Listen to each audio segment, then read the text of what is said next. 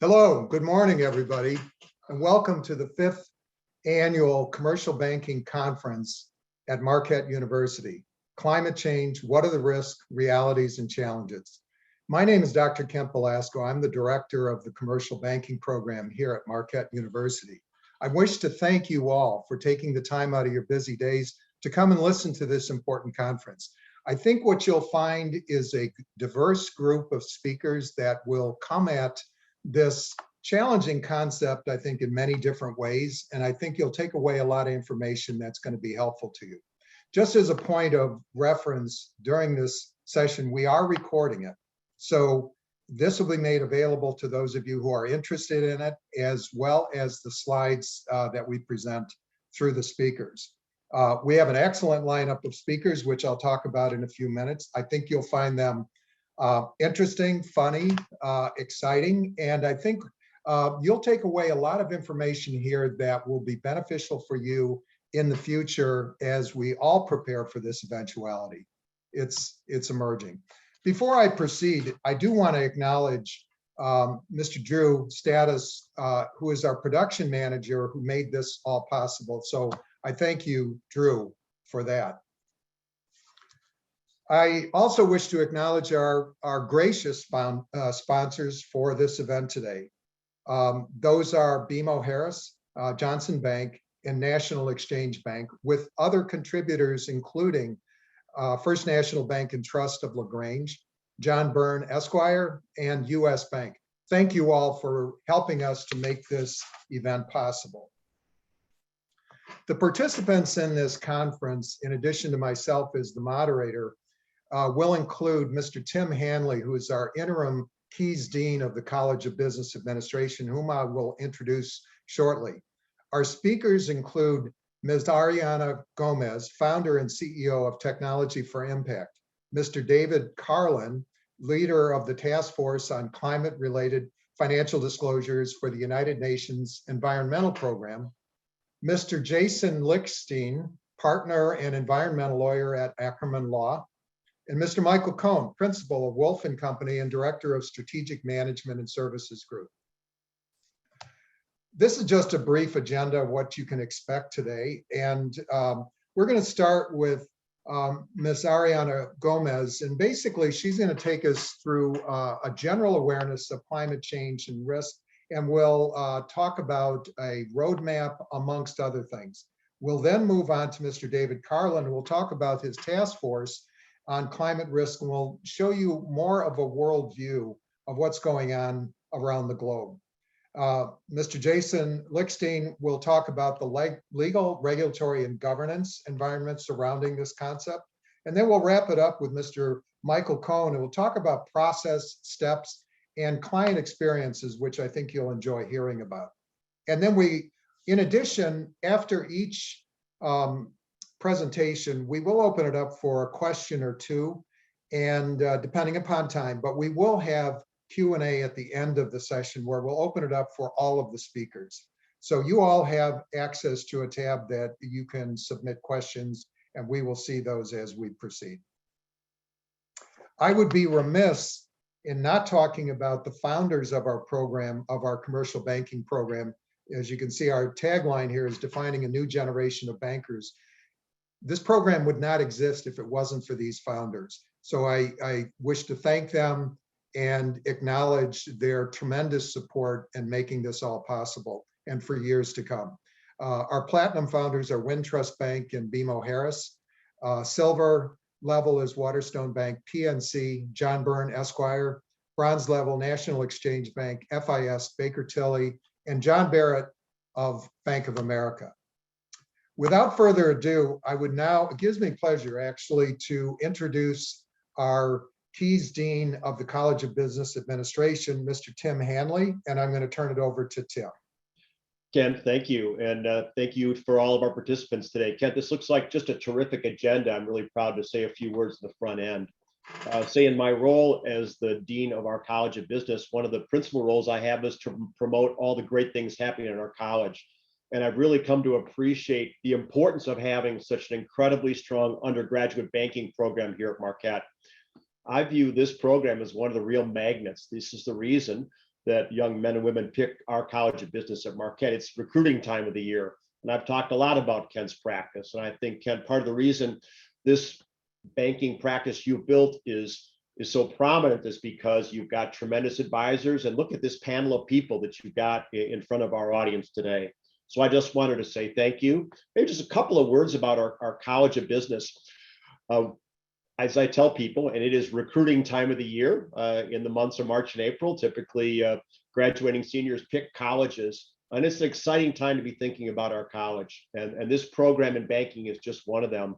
One of the other things we're very excited about, and Kent, I know that next year, I hope we can have this conference in person, because literally in just another 6 months, for the first time in 70 years, we're moving into a state-of-the-art new business school. This has been a priority of our college for some time now, and thanks to an incredible wave of donor generosity, construction project just a few blocks from here on our campus, we will plan to move our entire business school to a new facility right around Christmas time of this current year. So I can be telling these incoming freshmen that 7 of their 8 semesters will be in our new college. So I'll just close by saying thank you. I want to get to the good stuff, but I also want to thank our participants for joining.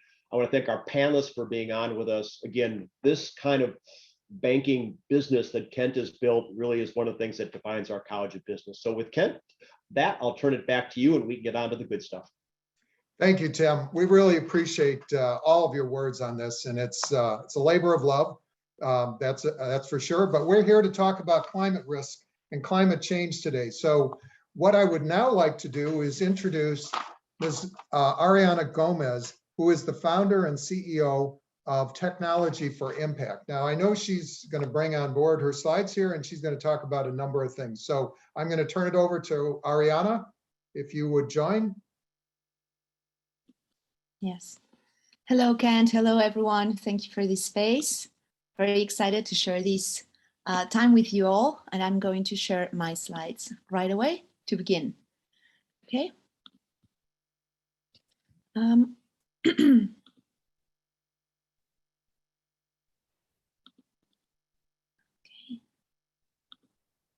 They are here.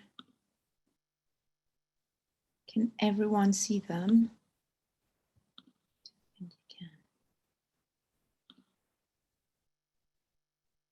Okay. Can you see my slides? Yes. Perfect. Ariana, you may want to turn on your video. It's turned on. Can you see me? I cannot.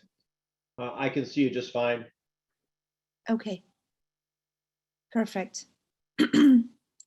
Okay, yeah, my mic and my video are on, so I hope. Can you, Kent? Yes. Yeah. Perfect. Okay.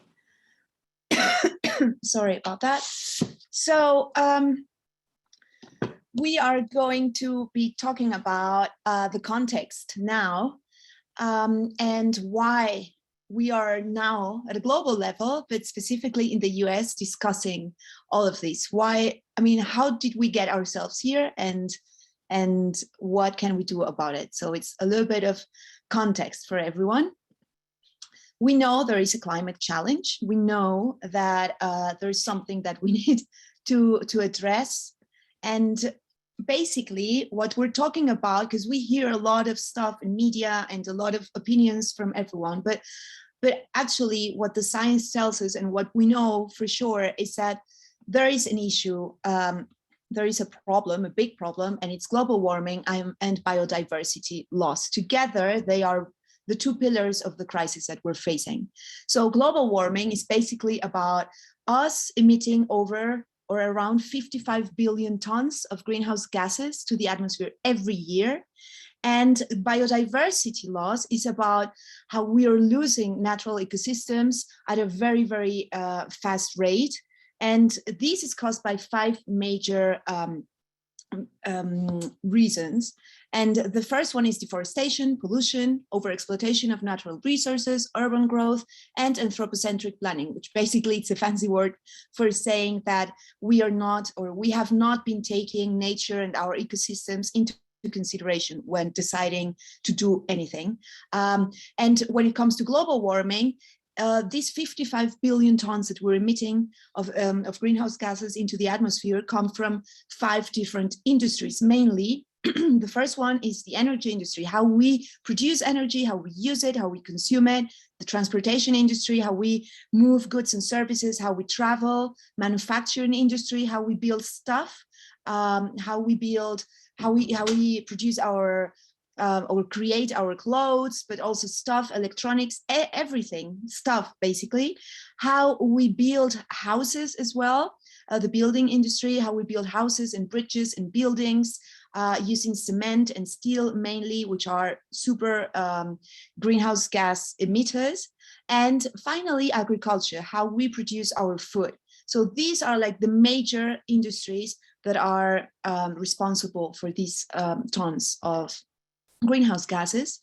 And we also know that we need to reduce this. So how did we get here first?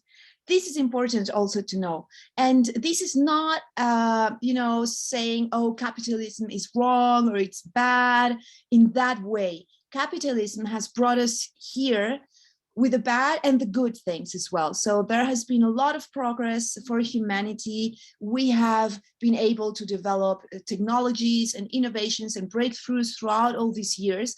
But it's true that through the Industrial Revolution, especially the third and the fourth one, we have been heavy on extraction. We have been extracting natural resources at a very, very rapid rate.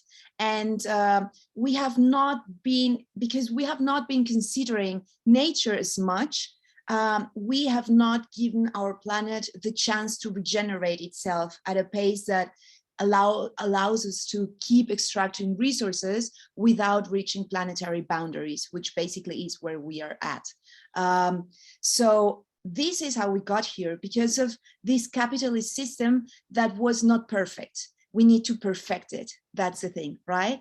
And because of this also overconsumption and all these paradigms of growth and exponential growth, like when is it enough, right? And so we need to reach a balance, because otherwise our planet will collapse. And so this is important to understand where it's coming from. And now we have people saying, from Larry Fink from BlackRock, Financial Times, Prince Charles, and pretty much everyone at Davos from 2019, even before the pandemic, in January 2019, all these people who gather at Davos, at the World Economic Forum, were signing a manifesto to move from a shareholder perspective to a stakeholder perspective, to a stakeholder capitalist system.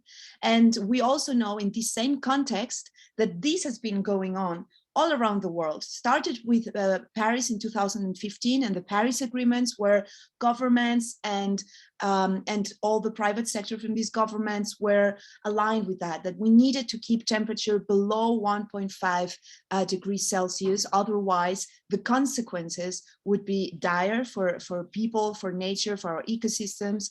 And now in the last COP26 and recently, after the Intergovernmental Panel on Climate Change issued its third report, we know that we really need to accelerate the pace. Otherwise, we're facing crop failure by 2030 and other catastrophes that I'm not going to focus on, but we know this is important. And so, again, we need to move from, way before, if we look at the different industrial revolutions, it started with colonial capitalism and then industrial capitalism and then shareholder capitalism. And we all know the shareholder capitalist system was based on this idea from Milton Friedman, the Nobel Peace Prize winner of economics, who said that the sole purpose of a company was to generate profit for its shareholders. And we accepted this view, and over the past 50 years, we were fine with that. And now we know that we also need to consider nature. So that's moving to a stakeholder capitalist that also considers people and nature. It's all about the triple bottom line, doing something for the benefit, yes, of shareholders, yes, of profit and progress, but also people and planet, not as a side dish, but as a main dish as well. Understanding that, including this into our business models, into our strategies, into the DNA of that, will also allow us to even access better and more revenue streams as well. So that's about it.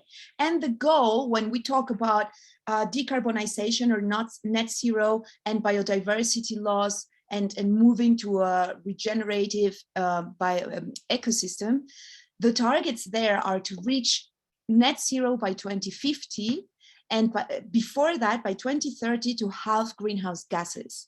So instead of emitting 55 billion tons, half of it, and then by 2050, achieving net zero. And when it comes to nature positivity, then we need to halt destruction and biodiversity loss by 2030 and achieve full recovery of a resilient biosphere by 2050. So that's the goal. And here, a lot of actors need to start playing. So governments, of course, private sector, even the citizenship, civil society has also a big role here, but the private sector, especially the financial sector, has a lot to offer here. So you're really the ones who might save the day after all. And then I just wanted to show you these because it's really the case. And it's important also to understand that this is a whole paradigm shift. This is just like, it's a new game. It's a completely new game. And this requires systemic change. It's not only about adopting ESG standards and incorporating ESG criteria into your everyday operations. This requires systemic change. And this is why we at Technology for Impact focus on systemic change with our clients as well. So it's about changing mindset. It's about building resilient leadership teams. It's about building stakeholder mirror boards that really represent all the stakeholders from your organizations. So this requires systemic change. That's very important to remember. And another thing that's important to remember here is that what made your bank successful in the past will definitely not make your bank successful in the future. So there needs to be a huge shift inside of your organization as well. Change is needed, and it is needed very, very fast.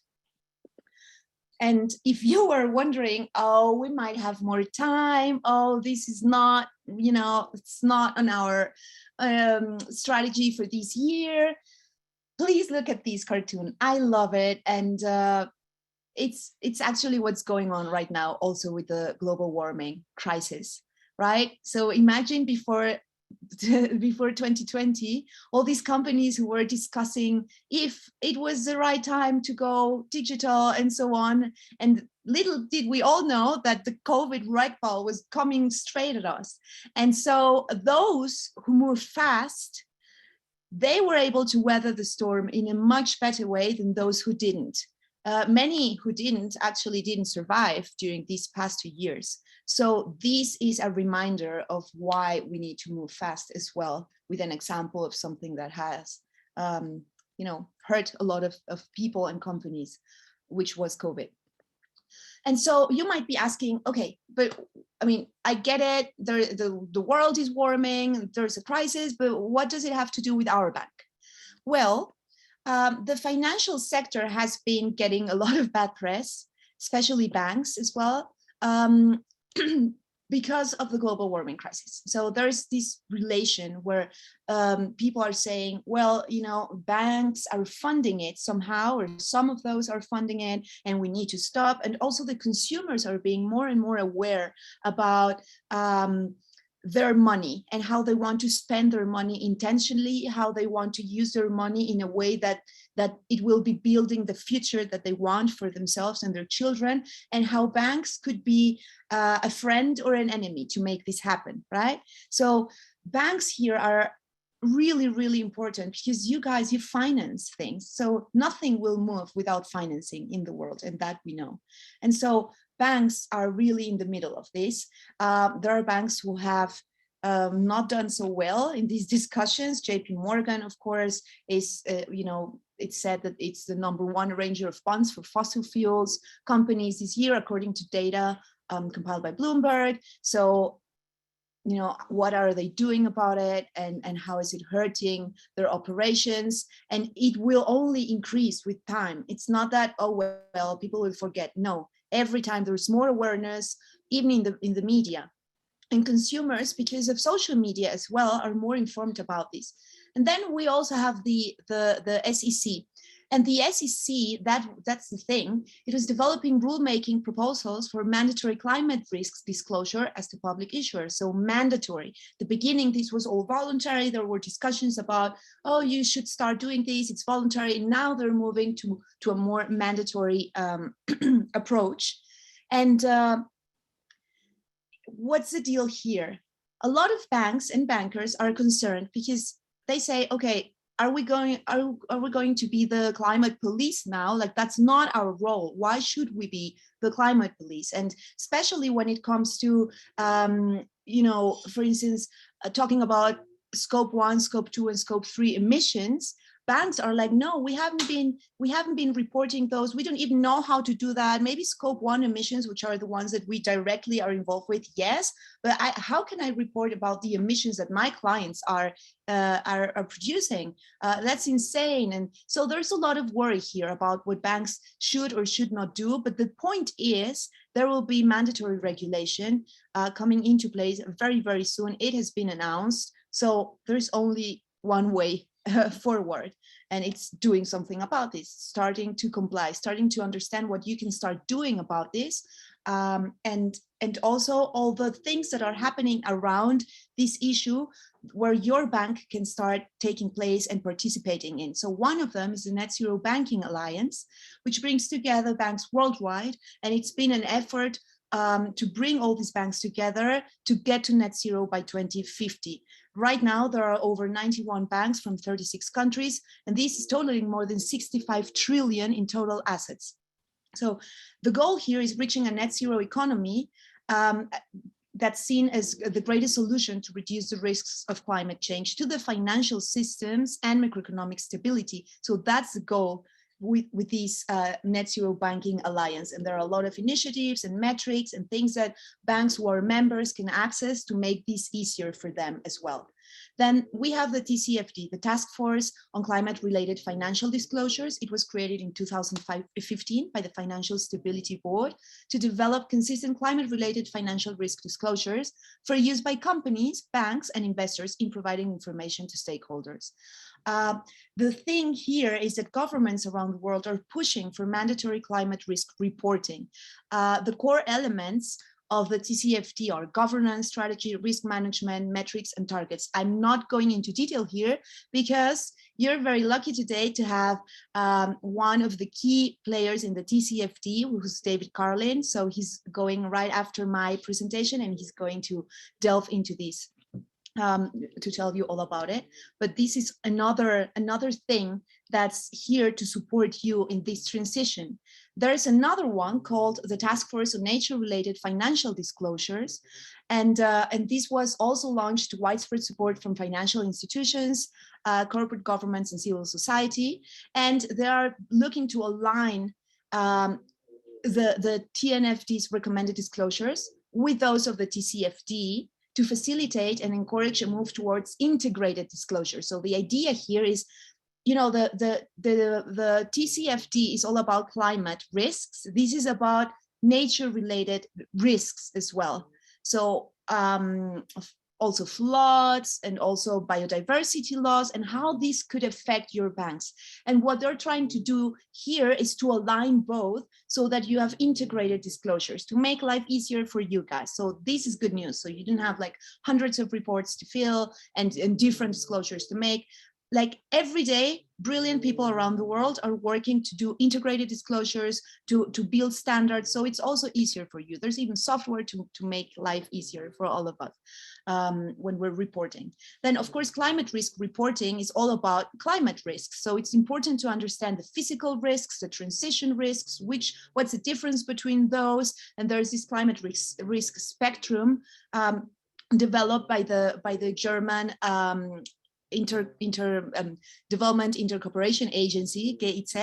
And it's very helpful also to help your banks understand what are the climate risks and how to do something about that, basically. So there's more coming about this in other presentations after mine, but I want you to have like a whole picture of all the things that you can start doing and considering, and all the things that are out there available for your bank to start moving into the right direction. Then, of course, the ESG's criteria, environmental, social, and governance criteria for your organization. And a lot of companies are doing these, and it's being very successful. We're going to look at some numbers of the results of that.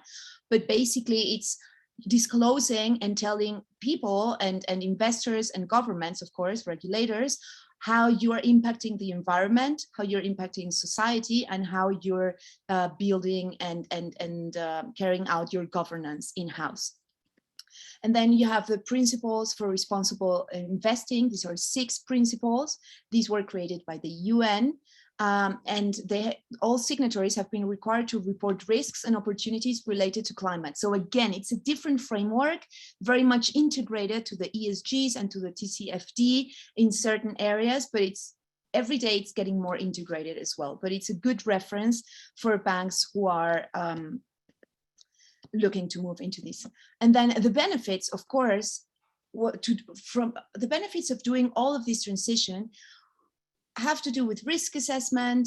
You know, it will be more effectively evaluate climate-related risk to your company, its suppliers and competitors, capital allocation as well, make better informed decisions on where and when to allocate your capital, and strategic planning, better evaluate risks and exposures over the short, medium, and long terms. But there are so many more benefits, and we're looking at some of those in a second as well. When it comes to investors, investors are also very much transitioning into a green mindset. So imagine, you know, the greenfield foreign direct investment in renewable energy totaled 85.5 billion globally in 2020, hitting new highs and eclipsing FDI in fossil fuels for the first time. This was 2020. It's only increasing as well. When it comes to sustainable finance, US assets under management applying ESG strategies, the ones we were just looking at a second ago, grew to 17.1 trillion at the beginning of 2020. That's a 42% increase from 12 trillion at the beginning of 2018. So this is working as well. It's not like, oh man, I have to do this, what a burden, you know, we don't have budget for this. This is actually good for business as well. And then it's also important to understand what the market is demanding. This is not only about the regulators, but this is also about what people want from clients, investors, and overall society, really. So clients are willing to pay more for sustainable alternatives to everything, the products that they buy, but also the services they consume every day, including financial sector, financial services. So they're willing to go through the burden of switching banks, moving their money to other banks, opening new accounts in different banks as well, if this is an alternative that will, you know, help them and support them in the future that they want to build. A green future, a sustainable future. So we see this more and more, 55% of global consumers willing to pay more for products and services provided by sustainable companies. This is only increasing, especially millennials who make consumer decisions based on sustainability actions are increasing as well, willing to pay the famous green premium for this. And it's not only that, there's this focus on deplastification, climate migration, intersectional environmentalism, these things that used to be more academic, maybe now there are so many people talking about it, even companies using some of these things to make campaigns to push for it. You have the whole fashion industry moving into circular models as well, regenerative agriculture. You have banks doing something about it. We're going to look at an example from Ant Financial in China, who have reforested over a billion trees in the Gobi Desert thanks to their app. And they have won so many new clients because of that. So these are all the things that are going on where the financial sector can have impact as well. And it's also what people and consumers are asking companies to focus on. Even the Vatican is saying we should divest from fossil fuels. So this is really becoming mainstream more and more and more. And more benefits for you, of course. It's all about meeting public expectations, recruiting and motivating employees, complying with regulations, rewarding for good behavior, avoiding bad news, and boosting business. So it's really a win-win. It will require some adaptation at the beginning, but after that, with dashboards and software available, and not even software, you can start with an Excel sheet to start doing, risk reporting and scanning of all your climate risks at your bank. It's really not rocket science at all. And I want to show you how others are doing it as well around the world. When it comes to countries, Switzerland and the United Kingdom and New Zealand are really top of the class. And so they have already implemented mandatory climate reporting. And in the United Kingdom as well, the authority introduced new rules for companies with a UK premium listing to disclose climate-related risks and opportunities in line with the TCFT recommendations on a comply or explain basis. And they're moving more and more into mandatory schemes as well. And in New Zealand as well, they have done the same. New Zealand is a world leader in this area, was the first country actually to introduce mandatory climate-related reporting for the financial sector, and the US is expected to follow suit this year. So that's why it's ringing so many bells. That's why it's relevant for you to start, knowing more about this and doing something about it. And when it comes, that was at a country level, but when it comes to consumer level and also bank level, it started with pension funds. There were a lot of campaigns. This is an example from Canada, where the consumers were being asked, hey, did you know, it was a whole awareness campaign. Did you know that your pension fund might be investing in fossil fuels? Do you want that? Sign here if you want to shift. So it was all this shift campaign, and then it moved into the banking sector. And these sort of campaigns are happening all around the world, where consumers are being bombarded with a lot of information about, hey, did you know about this or that bank? They are very, they have a lot of brown assets instead of green assets, and they're investing in a dirty fossil fuel based future. You don't want that. And there are so many campaigns going on all around the world, like this one. Hit them where it really hurts. I just fired my bank because they fund fossil fuels, that sort of thing. And at the same time, you start having a lot of banks transitioning, like Triodos in Europe, joining the Net Zero Banking Alliance and investing 100% in green assets and holding green assets, and also investing in renewable energy, clean tech, and so on. So consumers are seeing, there's an alternative. I'm going to move my money to that bank. And also about ESGs. Everyone is talking about ESGs. They are adopting it. So you need to get on board. And it's not only ESGs, it's really beyond ESGs. The institutions, the banks, the companies that are really doing very, very well are those who are going one step beyond ESGs only. So they are also aligned with the Sustainable Development Goals from the United Nations. They are also developing strategies and plans to decarbonize and to protect biodiversity loss at the same time, and then communicating that so people, investors, consumers, all stakeholders know about this, because it's important to say it, right, if you're doing it. And then we also have big banks like HSBC calling on other companies and telling their shareholders, don't invest here because they're damaging the planet, because they weren't able to report risks. And therefore, we think they might be damaging, in this case, the Amazon through illegal deforestation. So this is really huge. This was on the front page of The Guardian a couple of years ago now. And this is happening. Tomorrow Bank in Germany, when I was leading innovation at Visa, we were working with this company, and it started issuing these cards, and suddenly it was taking consumers and clients from all sorts of traditional banks in Germany, and people were moving to this bank because they are in love with it. You know, every time I use my card, I'm doing something good for the planet, and I'm reducing emissions,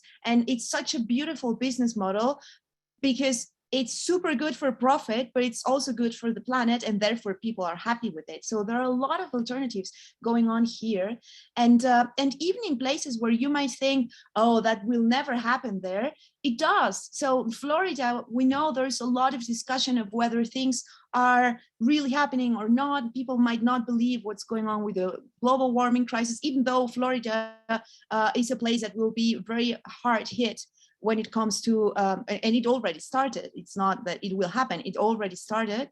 But even there, you have examples like First Green Bank, who are doing something different, who are offering alternatives to the consumers and investing in renewable energies as well. And this is happening all over the country as well. And it's a small bank. They, you know, it's not about, oh, but you need to have billions of budget to do this. No, you don't. And this is an example. And then finally, I wanted to show you this video. 我自己理解，其实 This video is about Ant Financial in China, and the app they developed has been awarded by the UN and by a lot of international organizations as well. And even other banks have recognized what they have done. They have increased their client base. They have the revenue they have seen because of that is just insane. Of course, it's China. We know the internal market is a monster, but it's important to know what they have been doing here. And I will tell you why in a second. But first, I want you to look at the video for a couple, maybe not the whole video, but just 1 or 1.5 minutes. 其实每个人在他心中都有一个成为英雄的梦想，他希望去改变这个世界，但是在生活当中可能受各种各样的一个羁绊，因为生计等等一系列的因素，他没办法去实现这样的一个梦想。This is about the whole world. It's about the whole planet. Can everyone participate in collaboration to generate even big impact? 我是徐迪，我目前是蚂蚁森林项目的负责人，同时也是蚂蚁金服公益部总经理。I'm Eric Jin, the chairman and CEO of Ant Financial.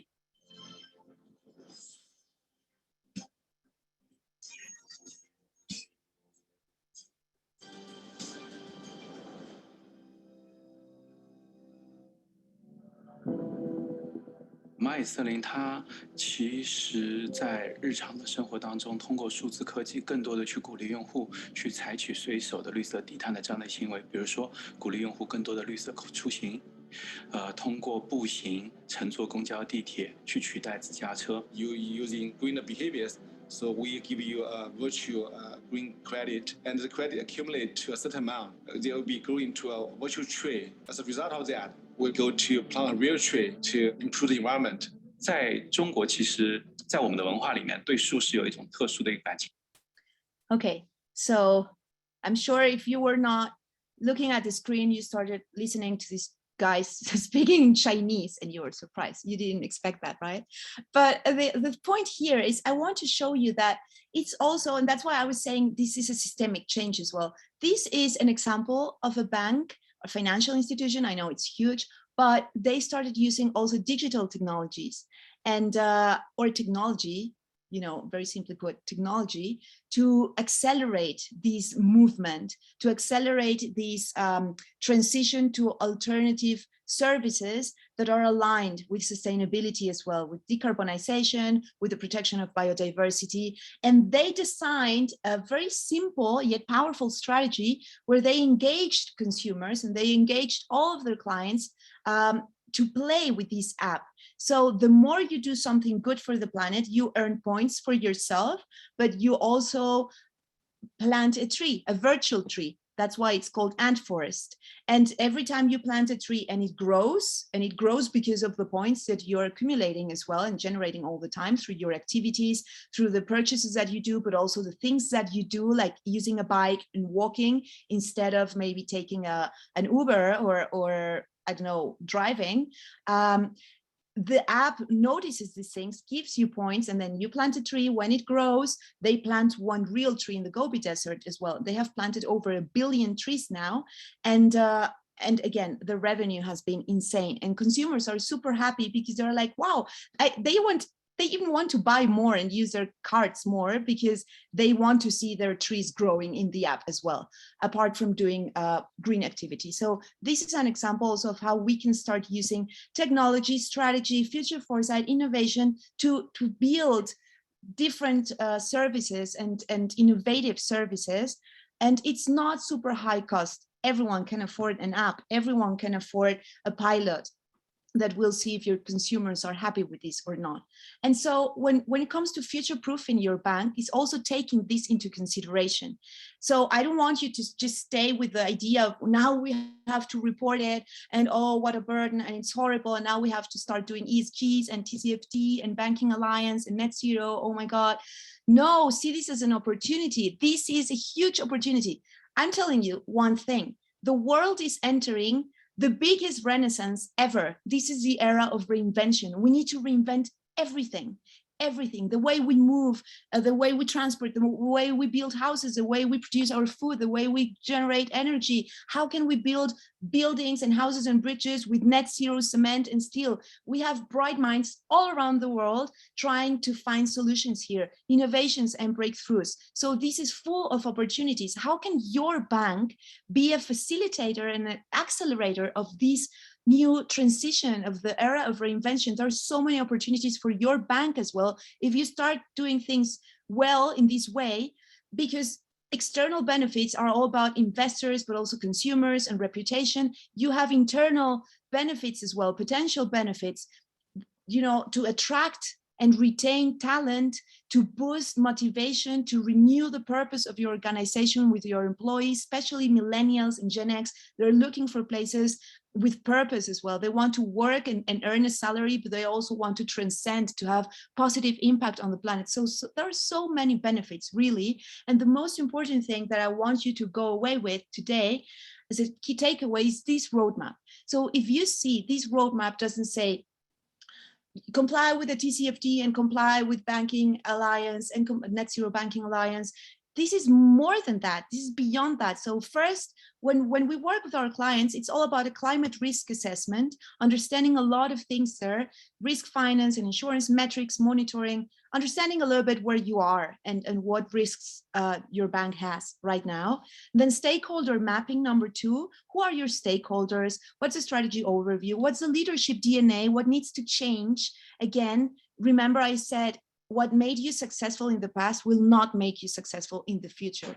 There needs to be a paradigm shift there. So we look at that client voice impact scan. Where's your potential impact and the impact that you have today, positive, negative, and then climate strategy as well, future foresight, how to use future scenarios and climate scenarios to understand how to approach these in the best possible way, climate risk priority matrix, net zero strategy, risk reporting, dashboard. You need to have a dashboard, everything in place, and we can start doing this with an Excel. You don't need to spend millions of dollars here.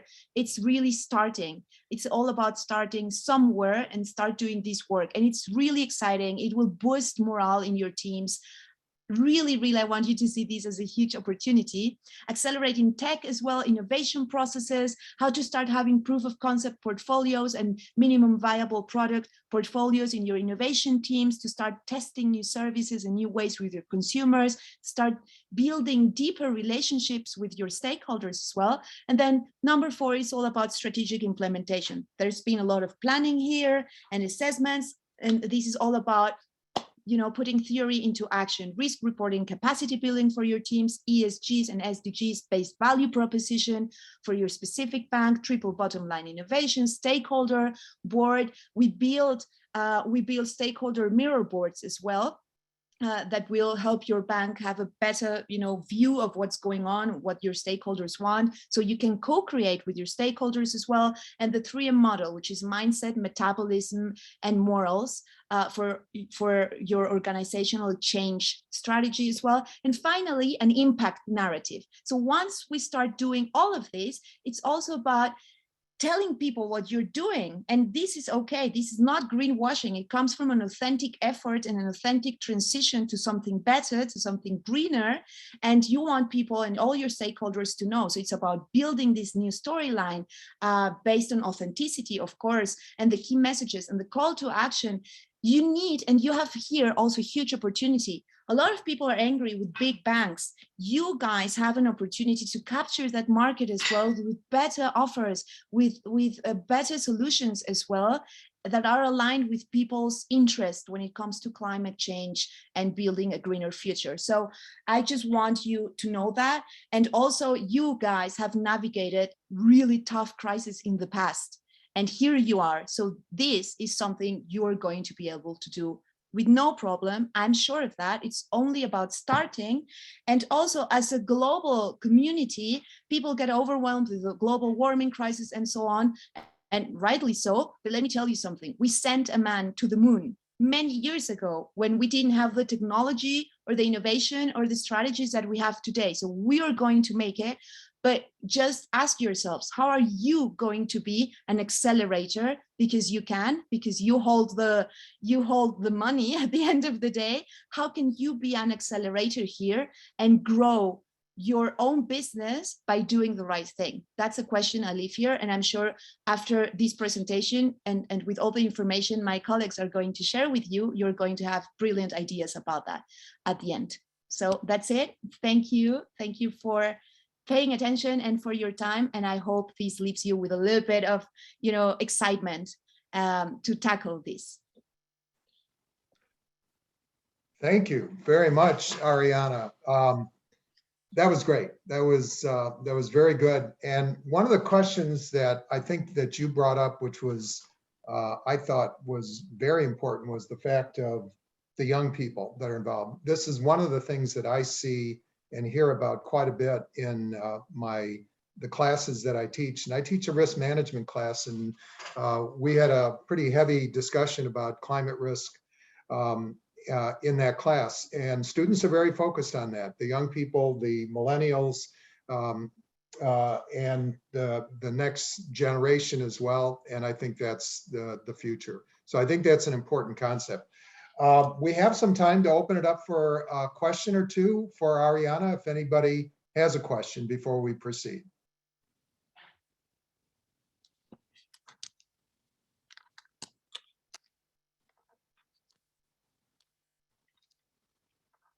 So if you do, feel free to put it in the Q&A.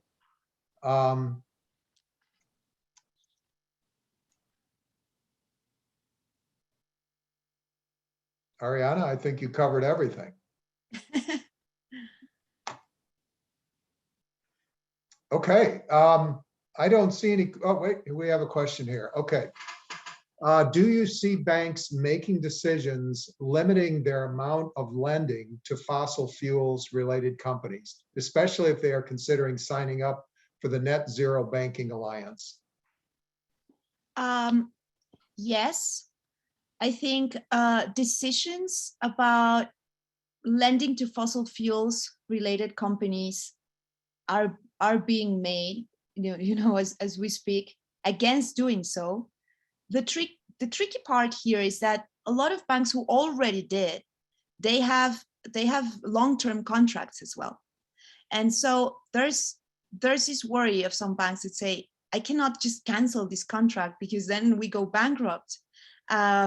And we understand that, but it's also about what they're doing to eventually divest from this, what they are doing to also start investing and putting, to increase their portfolio in terms of clean tech or green renewable energy investments as well. So it's balancing that if you already have those commitments, but if you don't, by all means, banks know that if they start lending to these companies, they're going to, it's like suicide in a way. They're going to walk away from potential investors as well. They're going to risk a lot of reputational damage as well when it comes to new clients, and not only new clients, but their clients already. They already are asking for alternative solutions. So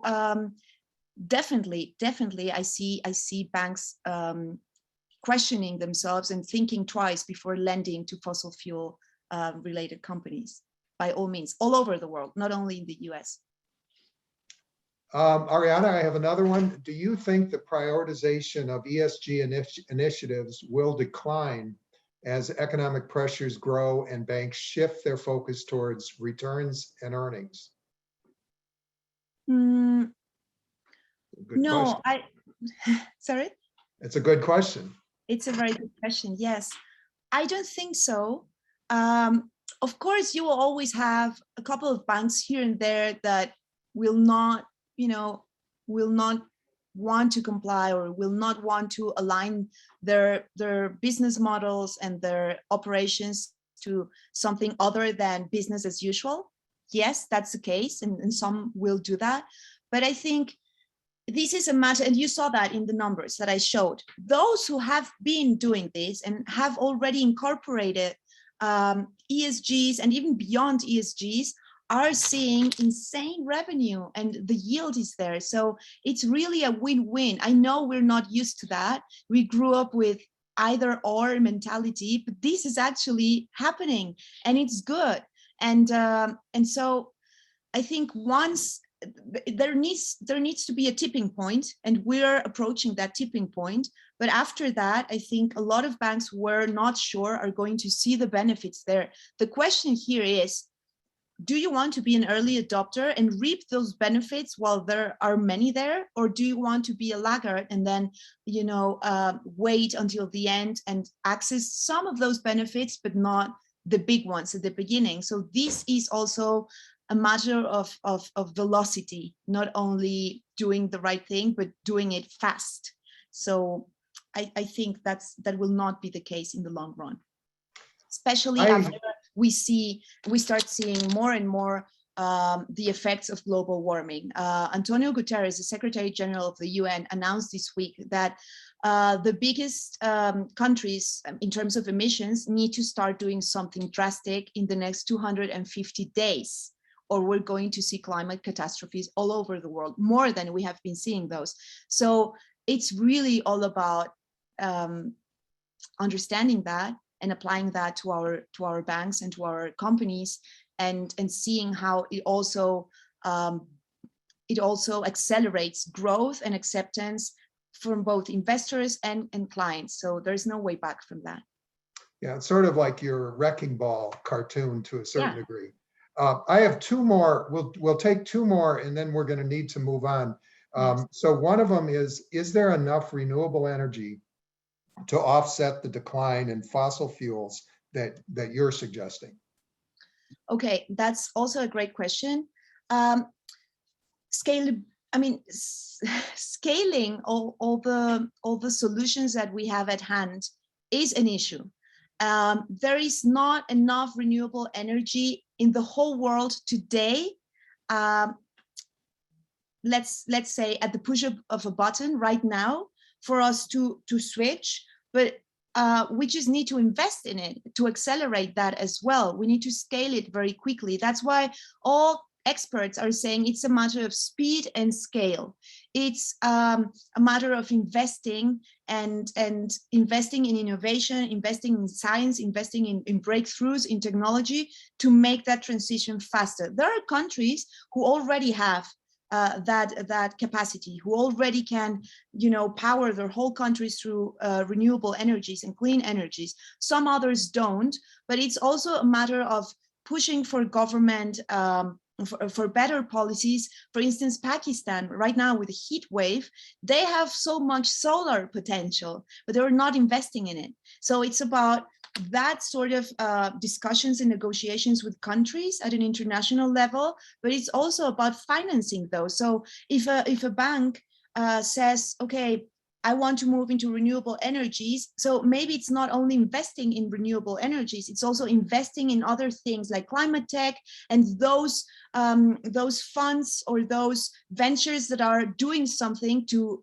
come up with the next breakthroughs as well. So there's a lot of focus on innovation and tech and R&D, not only renewable energies themselves. It should be a mixed portfolio as well. We'll do one more here and then we'll move on. And so we can do this briefly. I recently had a client leave our bank due to us having an ESG program. He tied it to his political views. Do you see this issue drawing banks into unintended political battles? Yeah, that can also happen, and it has happened all over the world. The good news is it's really the minority, and those are exceptions. And I'm sorry to tell that to the person who did that, but eventually, not in a very long time, that person will be struggling to decide where to put his money, because most banks will have to comply with this. So it's not. I wouldn't say it's a matter of political views whether a bank or a company does this or not. It's a matter of ethics, actually, in the face of the global warming. But also now, when it's mandatory, it's not like they choose to do it or not. They have to do it. And consumers are understanding this also more and more. So I wouldn't worry about that. And it also has to do a lot with the way that you communicate it. Of course, if a bank says, oh, we are against this or that political party in any given country, and that's why we're not, I mean, you decide whether you politicize this or not. And I would recommend not to do it, because this is not a political issue. This is an environmental and social issue, and it's good for business as well. So it's a no-brainer, really. All right. Okay, we're going to move on. Thank you, Ariana. That was outstanding, and I appreciate your questions. If you have more, we will come back to this at the end of the conference, and Ariana will join us again. Thank you again, Ariana. We really appreciate it. Thank you. I am now going to introduce Mr. David Carlin. David is the leader of the task force that was already mentioned on climate-related financial disclosures for the UN Environmental Program. So I'm going to turn it over to David, and David, go right ahead. And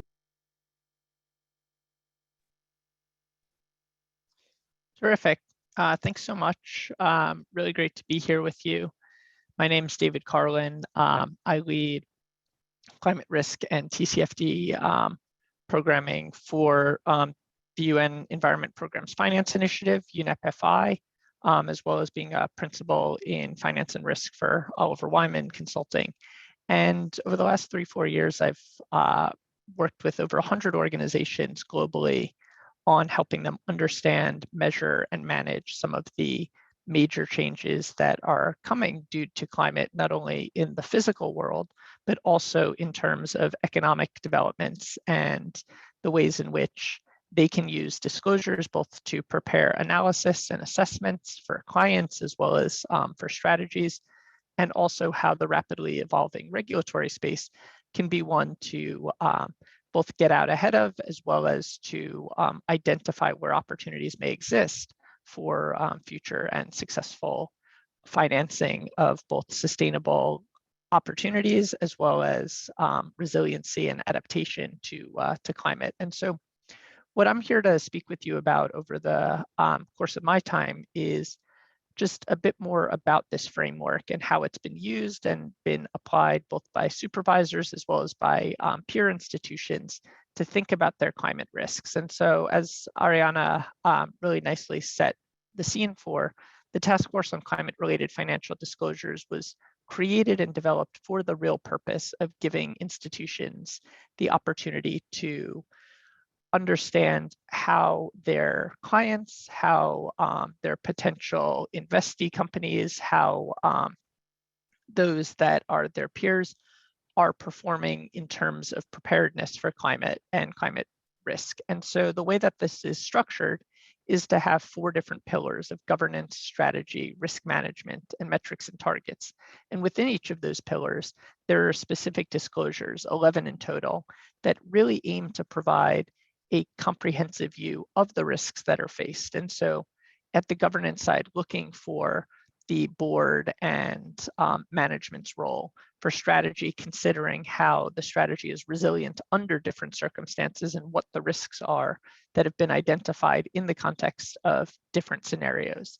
For risk management, what are the practices and policies that exist that will enable effective risk management and measurement? And then finally, in the metrics and targets, what are the emissions related, risk related, and financing related goals and metrics that are so critical to quantifying and really tracking progress on disclosures, but also tracking progress toward decarbonization and sustainability. So within that framework, there's a desire to build both comparability and standardization. And so what I'll talk about mostly here is how global regulators and those in the US are coalescing around expectations and coalescing around standards. And so you can see from this map that there's a large number of locations where mandatory disclosures have become a legal requirement. That began about 2 years ago in New Zealand and in the UK. It expanded from there significantly with Europe and with Switzerland in 2021. And then a number of countries, a number of major emitters, both in Japan as well as in Canada, came out with similar proposals to require listed companies to issue TCFD reports. And then, of course, much more recently in the US, the SEC report, based on last year's consultation, proposes a requirement for climate-related financial disclosures. So we're seeing this become more of a trend. And I think what's really promising with this trend is the ability for institutions who are making these disclosures to be following a similar set of frameworks, a similar set of practices, and in doing so, really able to generate and create outputs that are going to enable investors, supervisors, internal and external stakeholders to really see how they fall and how they rate relative to peers. So which institutions are most exposed to floods in a given area, which institutions are the most active in financing the transition. These are the types of insights that can be used and generated from the work that is underway. So I wanted to talk specifically using that 4-pillar framework as a way to kind of orient where the latest developments are taking place in terms of practices. And I'll show a few comparative practices to give you a bit of a better sense of what this actually means when it comes to the different pillars. So when we look at what the TCFD itself announced in its annual report, so each year it issues an annual report, we can see that there's been tremendous growth in the number of supporters of the TCFD and a tremendous growth in the number of first-time filers of climate-related financial reports. What we're seeing is that there's a lot of work on getting boards up to speed, getting executive leadership involved in the climate risk process on the governance side. On the strategy side, climate opportunities are an area that has been of increasing interest, and strategies are explicitly being developed alongside sustainable finance frameworks to bring those things to fruition. Likewise, scenario analysis has become a more frequently used and frequently seen component of these reports. And that also relates to the risk management pillar, where we see these scenarios being assessed and being integrated into existing credit, market, and operational risk models, with the focus tending to be in the nearer term on transition risk and the recognition that climate risks fit into these other types of risks in ways that not only may exacerbate existing risks, but may also create feedbacks and create other relationships that are important to consider. And so the focus has been mostly on the transition side, but considering both physical and transition together is an important way to get an all-in picture of that total risk. And then finally, on the metrics side, we're seeing a increasing focus on quantification. The TCFD itself issued guidance in October of last year on new metrics and on new transition plans. And so the expectation is now that it isn't just enough to say we're managing risk, but really to see alignment becoming a bigger focus of one's climate reporting. And so what are the steps that you are taking to align? What are the actions and quantification of your sustainable finance commitments, of your financed emissions, of the risks that you are facing in your portfolio, and how are you managing those down over time. These are the kinds of things that allow for that comparability and that baselining that is so important, and makes these not just a compliance exercise, but really useful tools both for stakeholders as well as internal users. So I wanted to talk a little bit about some of the comparative practices that we're seeing, because I think it's really important to understand both where we're seeing greater coalescence and where we're seeing some differences. And while some of these may not be immediately relevant to you as a mandatory requirement, they may be useful to understand how the disclosures continue to evolve and how expectations continue to evolve, to the point where in a few years, when certain aspects that are presently optional become mandatory, where they're likely to have evolved to. So to do this, I wanted to bring in kind of 4 different points of comparison. I've talked a bit about the TCFT, and the Task Force on Climate-Related Financial Disclosures is a key reference point, and in many cases was the original reference point for these structured disclosures as we see them. The International Sustainability Standards Board was formed through the merger of a number of different sustainability standard setters, such as the Climate Disclosure Standards Board, CDSB, as well as work from others such as the Value Reporting Foundation, and it's set up under the IFRS.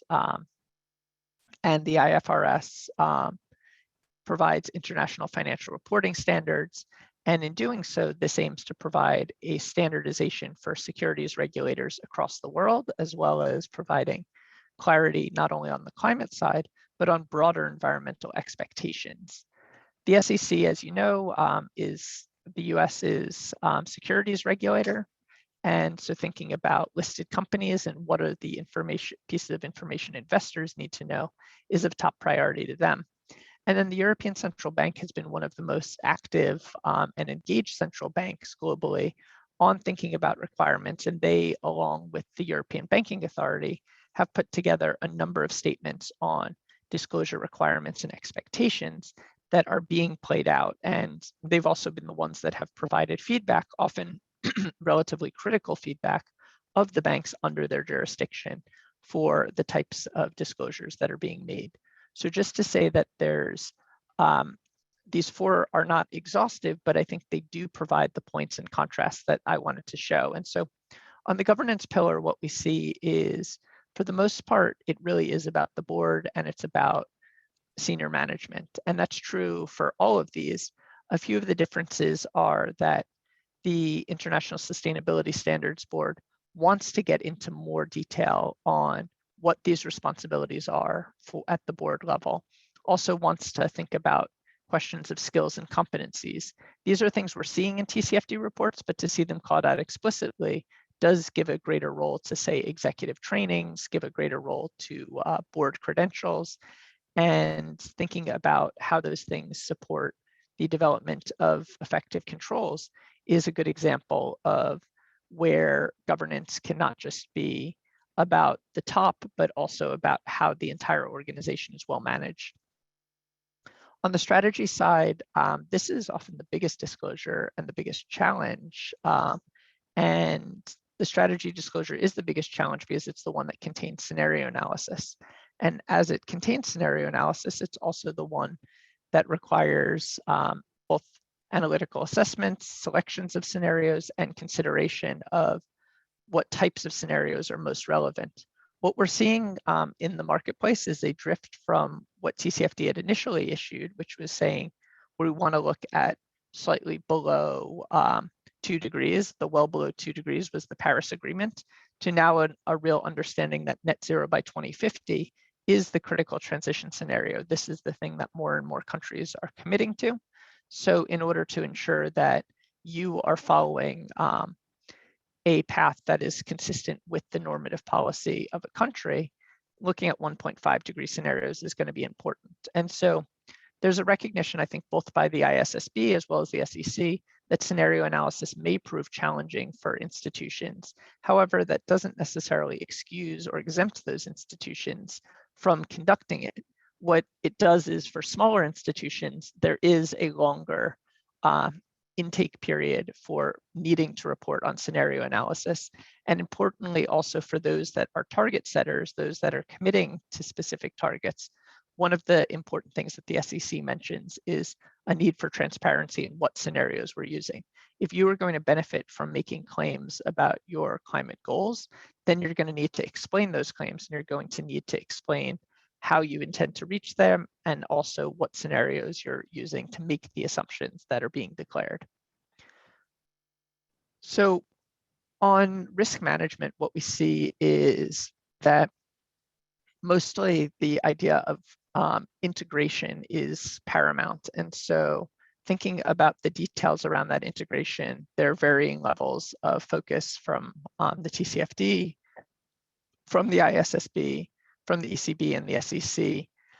One of the keys is this question of what types of impacts are generated, and then what time horizons are considered. And so you can see in the SEC, the second bullet, this question of short, medium, and long term. This is really important because it tells you that looking at multiple operational horizons is going to be key. It's not enough to look at simply a long-term scenario, or to consider just one's near-term effects due to physical risks today. And so understanding that these different time horizons may see different risks manifesting means that effective risk management demands strategies that fit each of the time horizons under which they operate.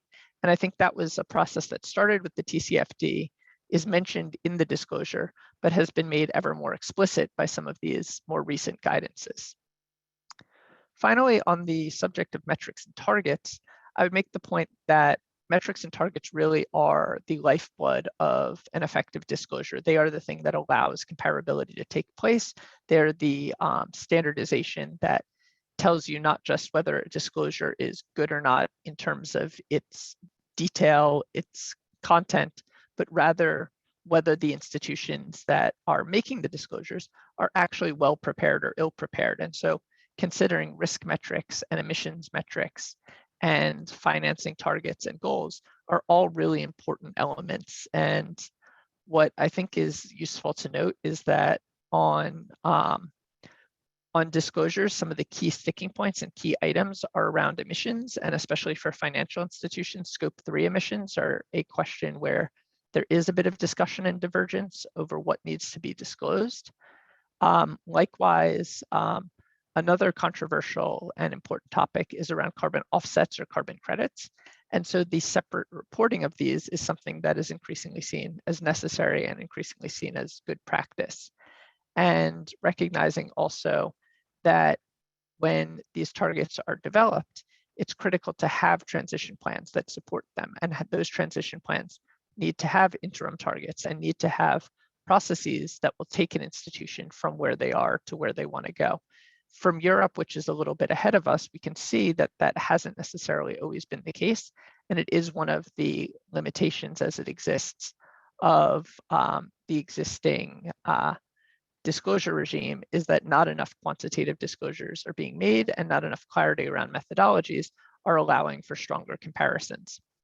So with that, I'll close and just say that I think in this rapidly moving space, I really look at these disclosures and I really look at guidance on this, not from the perspective of this is what regulators want us to do and need us to do, but rather how can these be used as tools? How can we as institutions get the transition plans of our clients? How can we look at their disclosures and know more about the risks that we may face?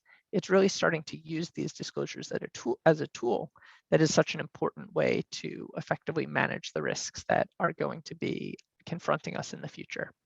So with that, I'll stop and open it up to questions, and hopefully we're relatively on track with time. David, we are. We're in good shape. So thank you, first of all. I'd open it up for a couple of questions before we move on. So if there is any, we're monitoring the Q&A.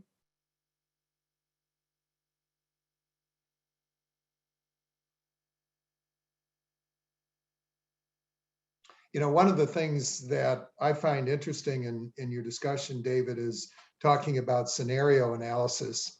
And are they looking at that from a traditional scenario analysis, best case, worst case, likely case scenarios, kind of stress testing situations, or is that how it's being used? So I think that what we're really seeing is, looking at various base cases and adverse cases is a really important element. But climate, I think, has a few complicating factors compared to perhaps the post-global financial crisis scenario analysis. And some of those are, you have uncertainties in the distribution of impacts. And so just because you follow a given pathway doesn't mean you're going to get the same impacts every time under that pathway. It may be that there's tail risks that are experienced. Whereas typically when we look at most scenario analysis, the scenarios themselves kind of have a relatively consistent view on loss levels. So we're looking at something that will approximate the GFC, or we're looking at something that is going to approximate the dot-com bubble. And if your losses are way off from that, that's going to be problematic.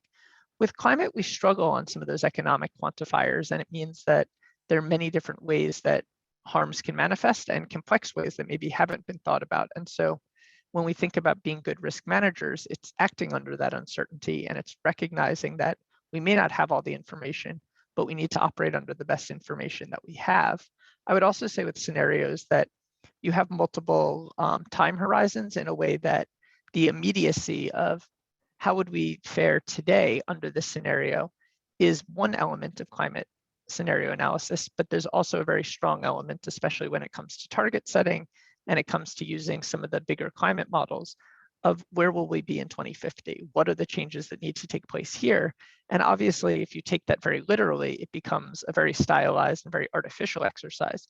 If you take it more as, here is a way to say where we are versus where we need to go, you can, I think, gain a lot and learn a lot from the experience of doing a longer term assessment. But I think some of those are the things to consider. The other part that I think is inherently challenging from a modeling standpoint, and it's a little bit of a technical point, is climate, unfortunately, is really by its nature a non-stationary phenomenon. The baseline and the past are not going to be indicative of the future results and expectations. And so while the past can inform us, it does need to be scaled up. It does need to be altered in a way that a traditional stress test may look at a past event as a harbinger of what's to come, may look at a past event as a proxy of where you are today if this were to happen now based on where you are.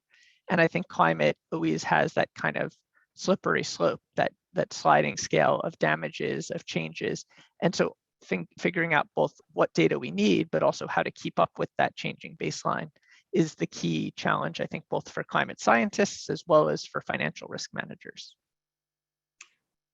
We do have one question. We do have time for one more. So David, the question is have we seen impacts from the war in Ukraine on climate expectations? Have any regulators or others discussed any accommodations needed to pursue alternative plans given disruptions to energy markets?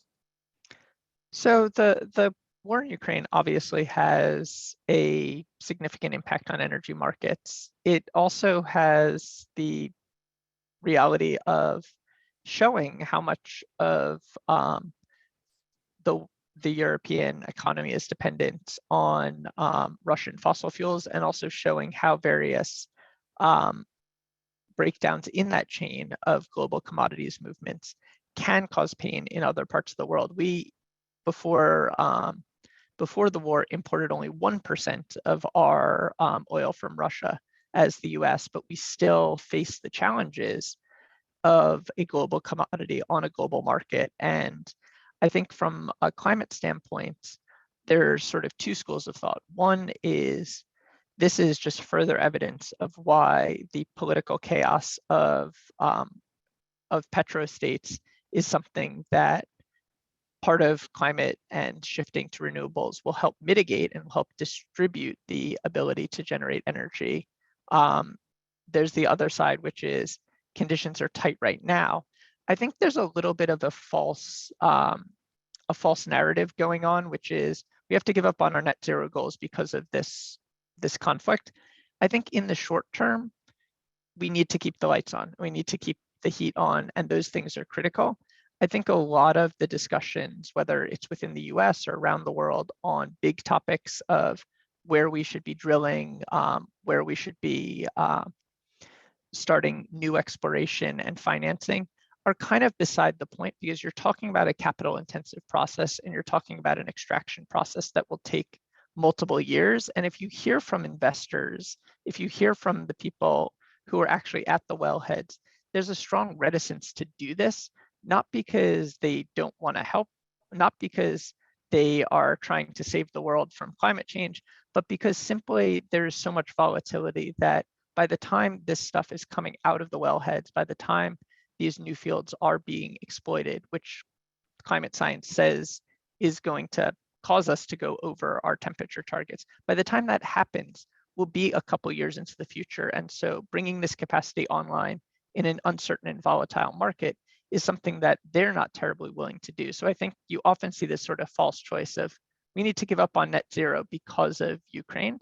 I think if anything, it shows the criticality of energy security. And I think it also shows that boosting short-term supplies, especially things that have already been extracted, that's not going to have a major climate impact. So if drawing down, as the administration has, if drawing down our reserves and exporting more is something that can ease the burden on people in the near term, I think that that is a very sensible plan.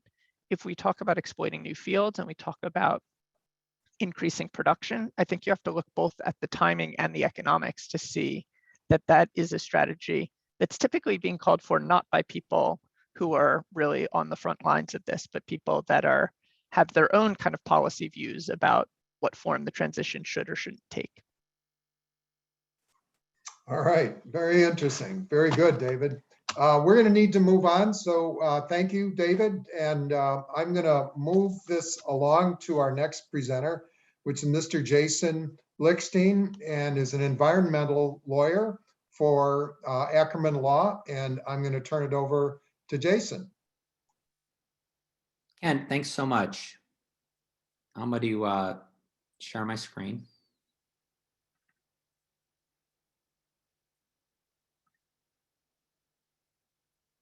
Okay, perfect. Can you hear me okay? Yes. Okay. Well, thank you, David and Ariana and Kent, and I appreciate the opportunity to be a part of this incredible session that Marquette has put on. I feel honored to be a part of it. As Kent said, I'm an environmental attorney at Ackerman in Atlanta, and I'm going to talk about climate risk evaluation and reporting and provide some kind of key background and kind of maybe even go back a step a little bit in terms of, the factual setting here. My slides are put together by a lawyer, so that's me. They're not quite as pretty and as fancy, a lot of just text here, so I'll be the outlier with the unpretty slides.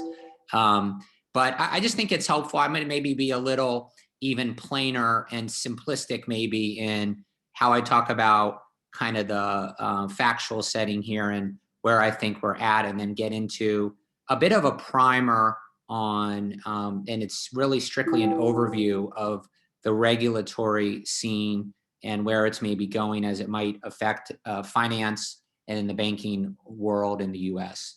And I'm going to skip over some if I think there's overlap here, but as has been talked about, climate change impacts are happening now and really increasing in scope, frequency, and in intensity.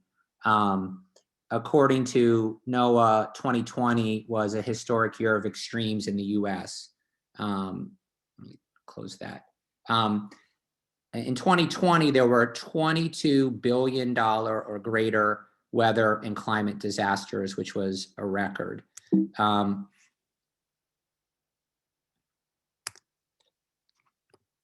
In 2021, last year, there were slightly less, 20 at least $billion weather and or climate disaster events in the US. And this is a description of some of them, ranging from drought events to flooding events to wildfire events, winter storm events. But I think these couple bullets put this in perspective. From 1980 to 2021, there was an annual average of 7.7 events. And the annual average for the most recent 5 years from 2017 to 2021 was 17.8 events. You can really see just from these couple of bullets, kind of orders of magnitude increased intensity and frequency of at least $1 billion weather events affecting the United States.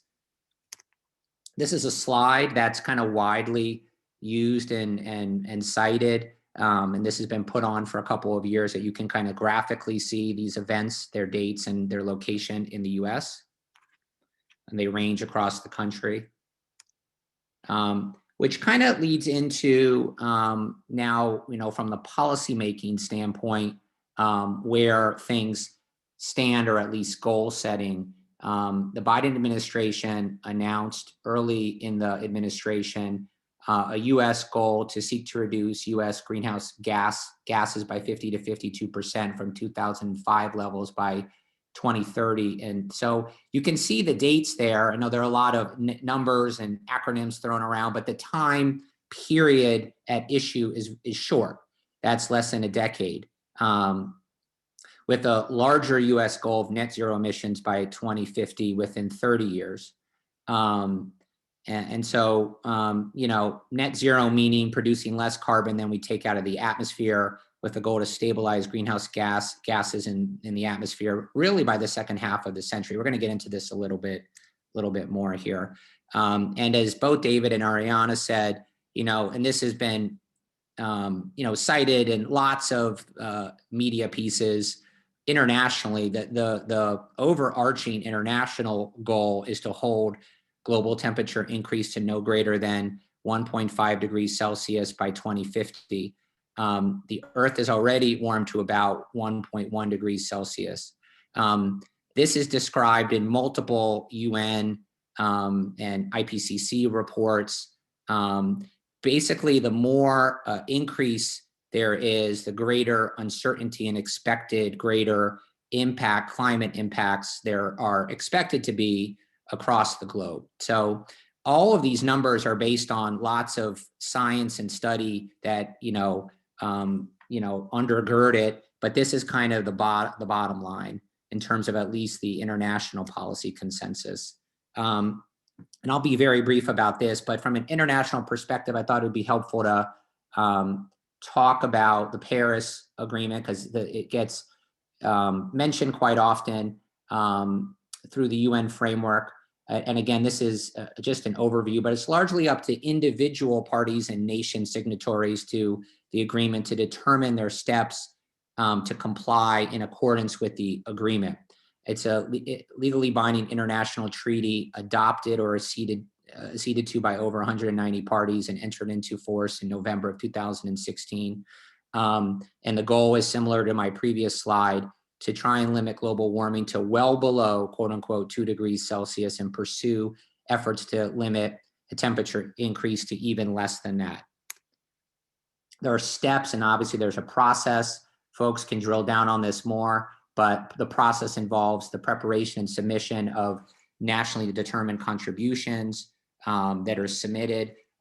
There's a 5-year cycle of these to kind of check in and get and understand where the signatories are and what their announced steps are to comply and to implement the Paris Agreement.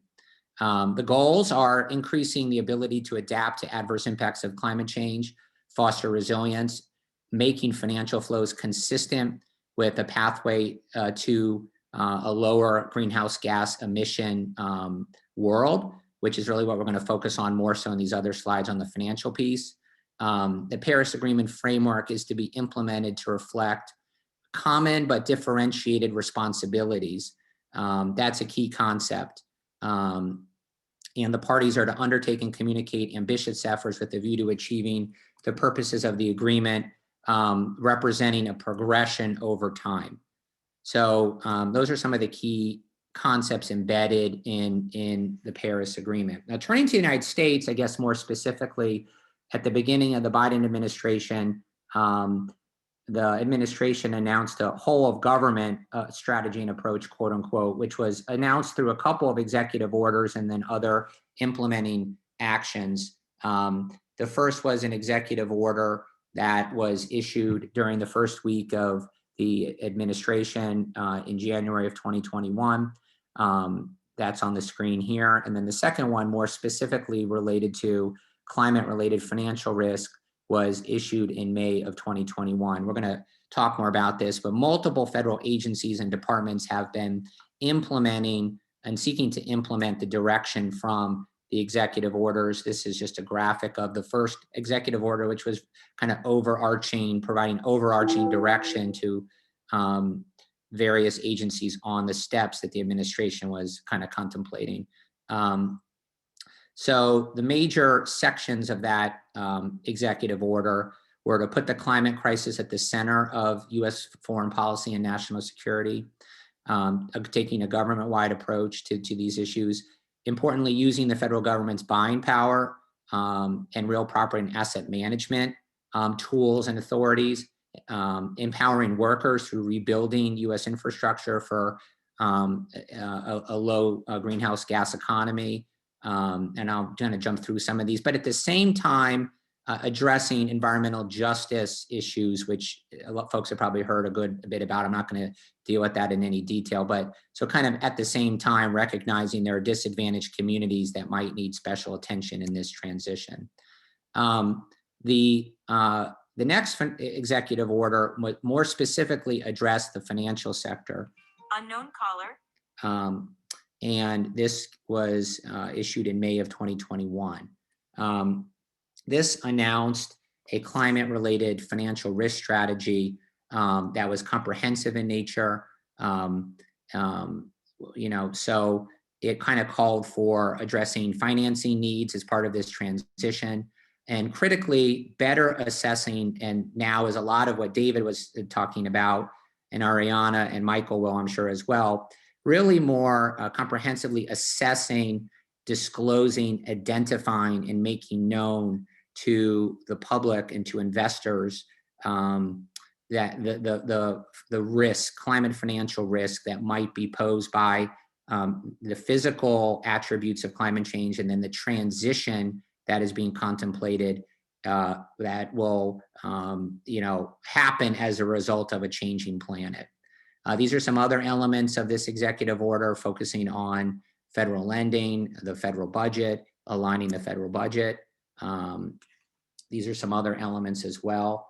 And so I guess I'm going to pause here and say that a lot of kind of what we're talking about and to take a step back is really a matter of from the disclosure standpoint and reporting, and what the administration and others beyond the administration are kind of responding to is the idea that investors, stakeholders, the public at large, want to see the financial sector incorporate a better understanding of the risk posed by climate change in their day-to-day operations. And that would include, as we talk about the SEC proposal, even required submissions to the SEC. And so that's really kind of, a key building block here is it's not political necessarily in nature, but it's that, a first step and a critical step is ensuring that the risk that might be posed by expected climate change and the steps, direct and indirect, that are anticipated are being addressed and evaluated by the financial sector, by banks, by public companies, and that information is being disclosed and understood by the affected public. And so I'm kind of touching on this here. And these are some of the key concepts behind all of what we're talking about today. And this is in numerous documents. The general notion of climate-related physical risks and climate-related transition risks. And we're going to talk more about that. Turning to the U.S. executive branch, one of the key players in this, in terms of how federal agencies on a wide range are really planning for next steps, is the Financial Stability Oversight Council. The council goes back to growing out of the Great Recession was established by the Dodd-Frank law in 2010. It's chaired by the Treasury Secretary. Its representatives include a range of the federal agencies with oversight or supervisory responsibilities in the finance sector. So this council is designed and tasked with responding to key emerging threats to the US financial system. And there was a critical report that was issued in October of 21 by the council entitled The Report on Climate-Related Financial Risk, got a lot of press, but it identified climate change as an emerging and increasing threat to the US financial system. And that was a critical finding, so to speak, by the council, and it's really continued, and this is just a graphic.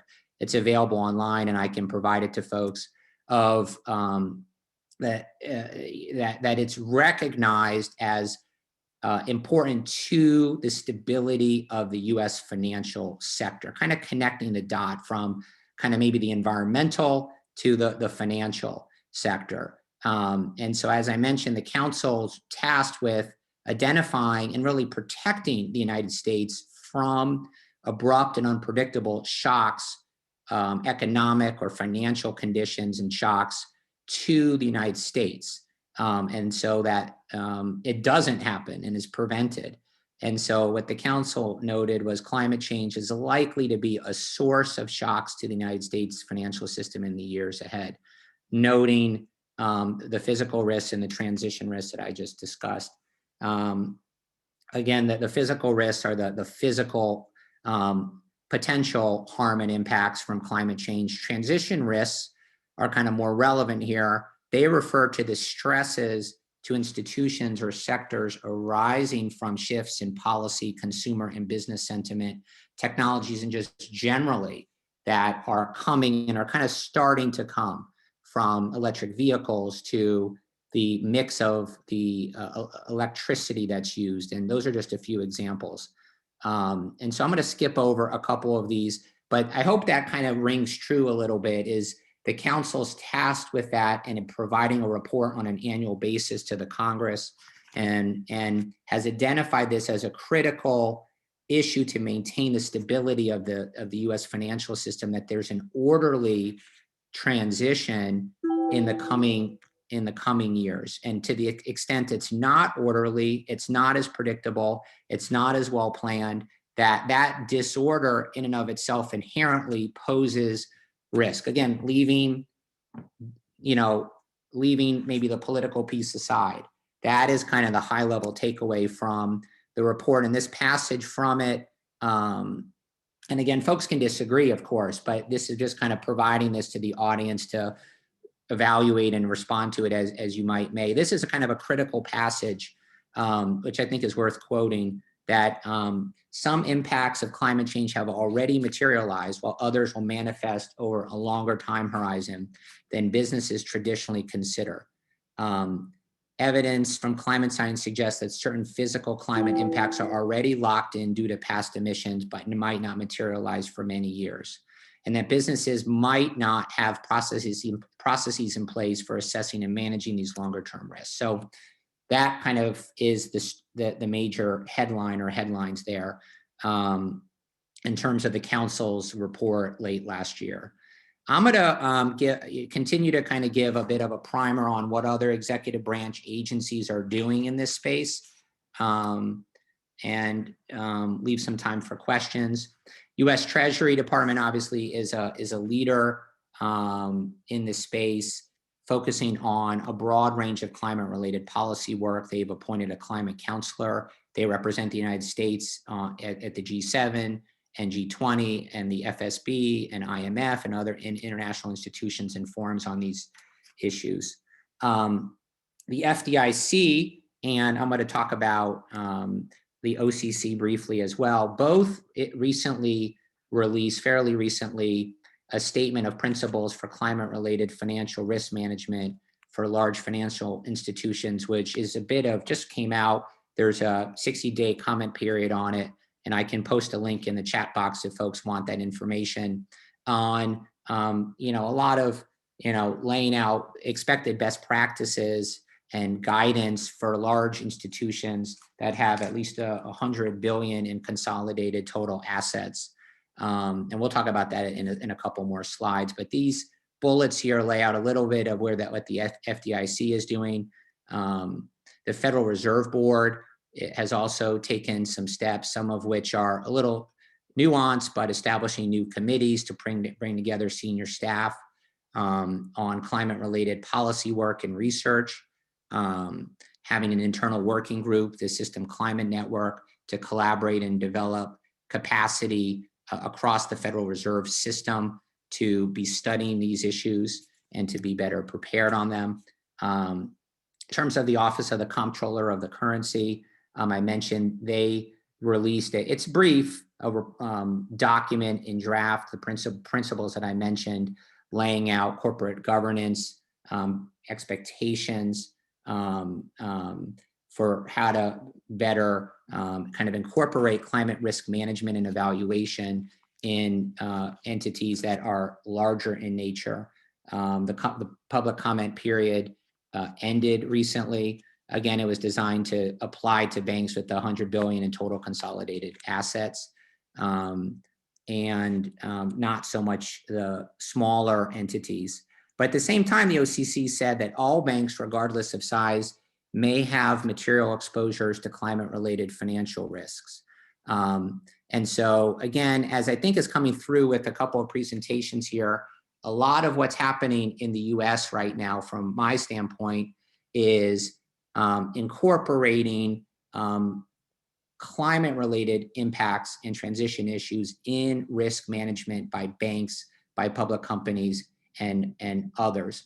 It's been voluntary to a large extent, but as we are seeing, that might change, and the SEC proposal is coming in a slide or two, but is probably the first more tangible indication on the US scene that it's going to become more regulatory and regulatorily required in the future. So this is a little bit more on the OCC and some of the details in terms of other steps that they've taken, creating a position of a climate change risk officer, forming a climate risk implementation committee to identify weather and climate-related financial risk to OCC supervised institutions, and providing recommendations to OCC leadership. So I'm going to skip through some of these. So a lot of this, you'll see this in some of these additional slides. The National Credit Union Administration has taken similar steps. These are largely internal in nature to ready staff and prepare studies and research on potential impacts. Now, there's been some action, and I'll talk a few minutes about at the state bank supervisor level on these issues in at least some states. Several states have issued guidance on climate-related financial risks. New York State, in October of 2020, took some action. The New York State Department of Financial Services issued an industry letter to New York regulated banking institutions outlining regulatory expectations related to addressing climate-related financial risks. Washington State took steps in July of 2021, issuing an alert to Washington regulated financial institutions in kind of a similar way that it would begin evaluating strategic plans and risk management systems on these sorts of issues. So those are some examples. Again, this is a primer. There's more detail behind all of these, and I encourage folks to drill down on them more. I'm happy to talk offline about them. I'll be brief on the SEC side.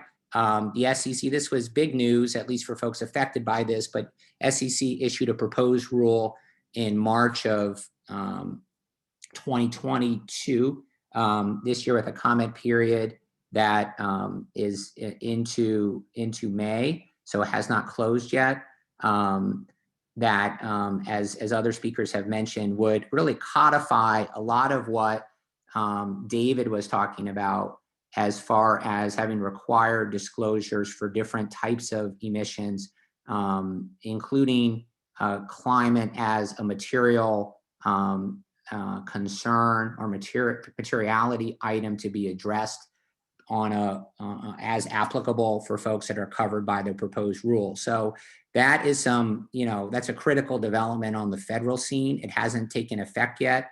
The SEC has announced that it might be finalized by the end of 2022. So this year, implementation dates, as at least announced by the SEC, would be for fiscal year 23 and 24. So there's a phased in implementation on it. And I'm going to wrap up in a few minutes. I think it's interesting. Obviously, the SEC announced to the affected public that some of this was coming through other, variety of announcements. But even before that, in 2010, the SEC had some guidance that was, early, a bit of an early step to indicate that public companies might want to be addressing climate issues and climate impacts already as part of their materiality assessments. And what happened a lot was a lot of companies were issuing sustainability reports outside of regulated SEC filings, which is a lot of what the discussion in the SEC proposed rule, to kind of take what's in the sustainability reports and put them into actual SEC filings. There's more risk and reward depending on where you stand or where you sit. So I'm going to kind of skip over some of these. The Commodity Futures Trading Commission is also has been and is doing some internal work to focus on the role of derivatives in pricing and addressing climate-related risks in the U.S. financial system through other committees that it has. So that's where things stand on the federal scene, and a little bit more on the state securities and insurance side. On the security side, in July of 2021, the Corporation Finance section of the North American Securities Administrators Association expanded its responsibilities to include monitoring and responding to federal and state security law developments regarding climate and ESG issues, and to determine whether more guidance, policy statements, or model rules are appropriate. So you're just seeing a lot of action across the federal and the state scene, which I'm kind of just touching on here, including on the insurance side. In 2021, on the insurance side, 15 states and District of Columbia require insurers licensed or operating in their state to disclose high-level information about their climate-related financial risks and activities on an annual basis.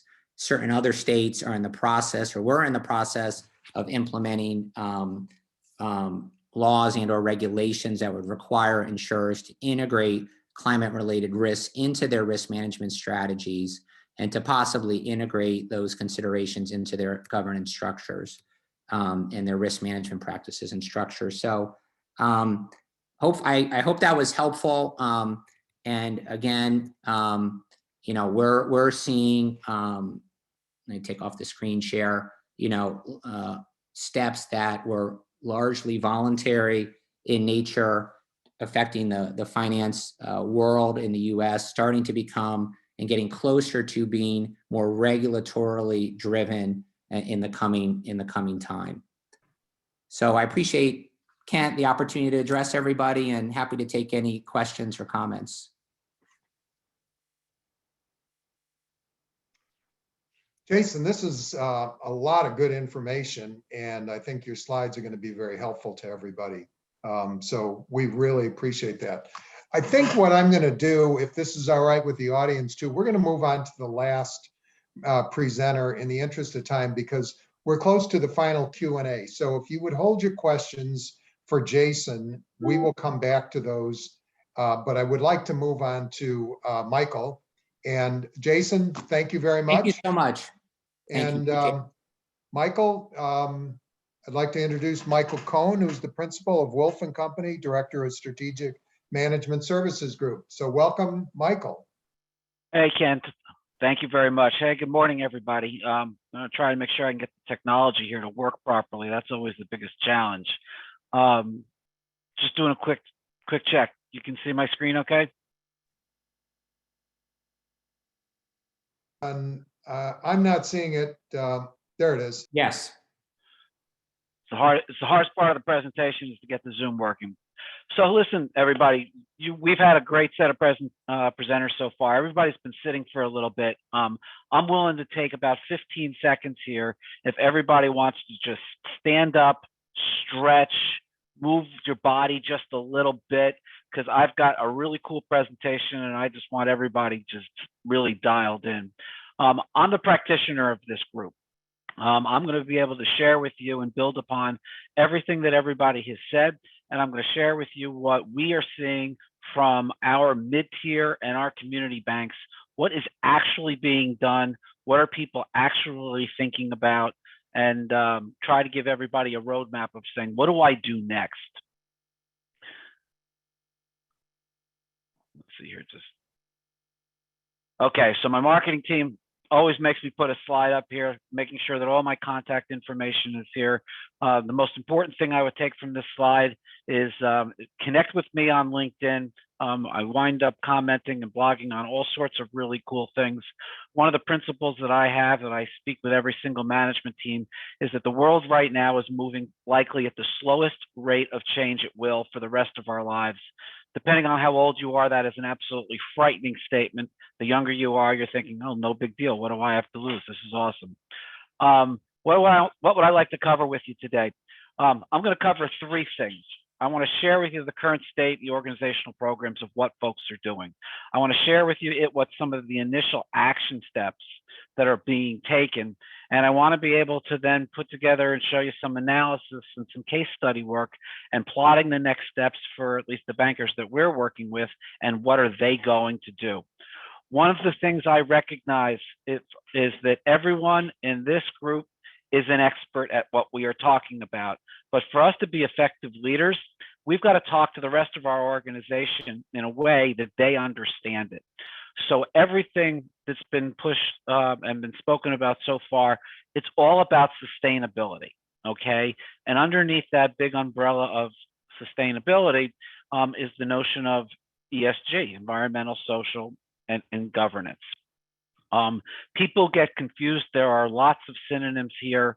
There is no doubt that ESG has emerged as really, it's starting in the financial industry. It is an approach to evaluating the extent to which, corporate work is being performed for our social goals.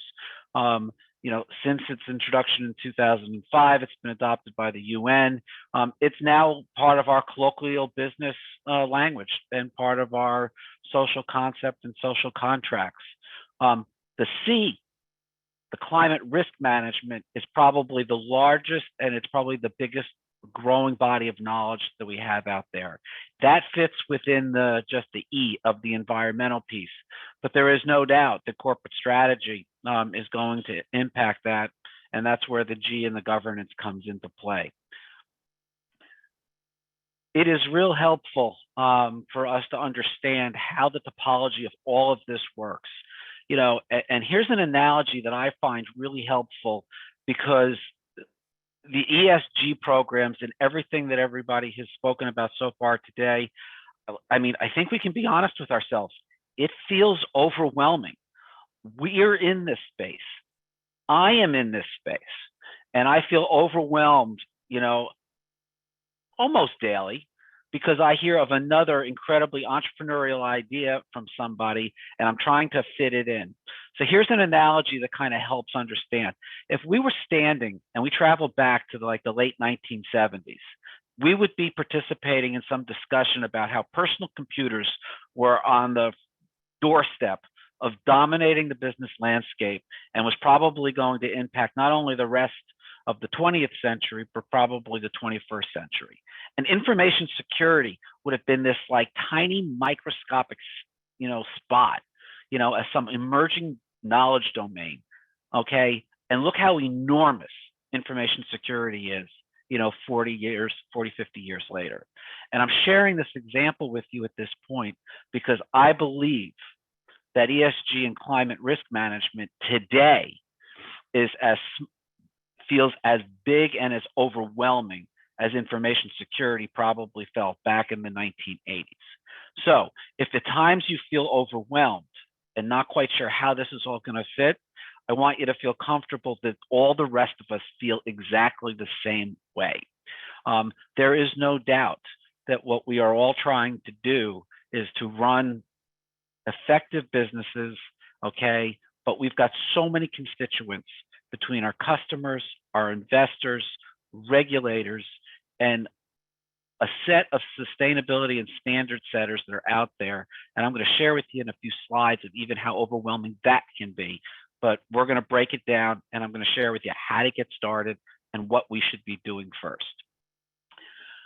Before I get there, though, I want to be able to talk about the fact that companies have many different efforts that are underway, and that everybody is really in a different place. And as we do our work, I am going to share with you what I think are 5 groups where everybody falls in some way. Okay, I'm calling them the 5 cohorts, and here they are. The first set are the early adopters, and they are going, and I'm going to include NASDAQ listed companies here. And this is the NASDAQ Global Select and NASDAQ, Capital Markets.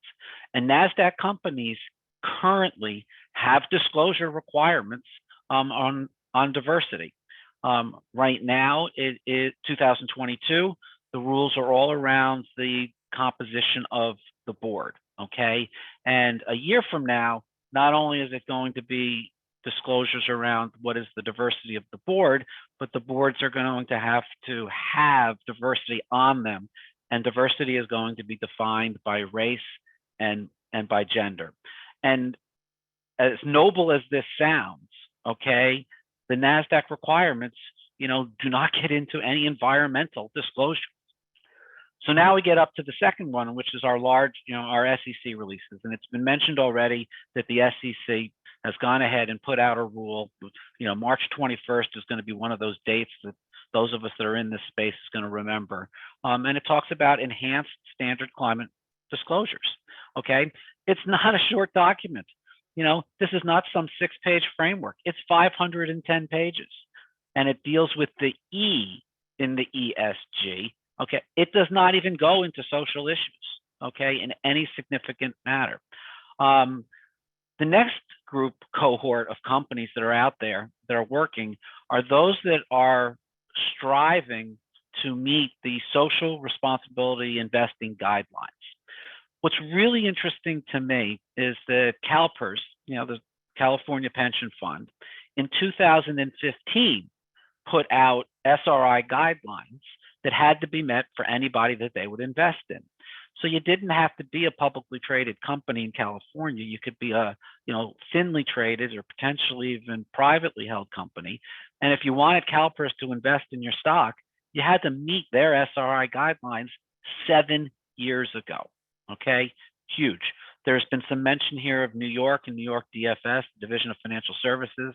Yeah, they've been actively putting together some guidelines, and they, starting in 2020, and they went ahead, in my personal and professional opinion, as soon as the SEC, the OCC, and the FDIC said, we're going to put out practices, New York DFS has been silent for over 15 months.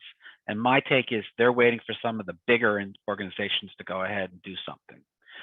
The fourth cohort of folks that are out there are very simply the early adopters.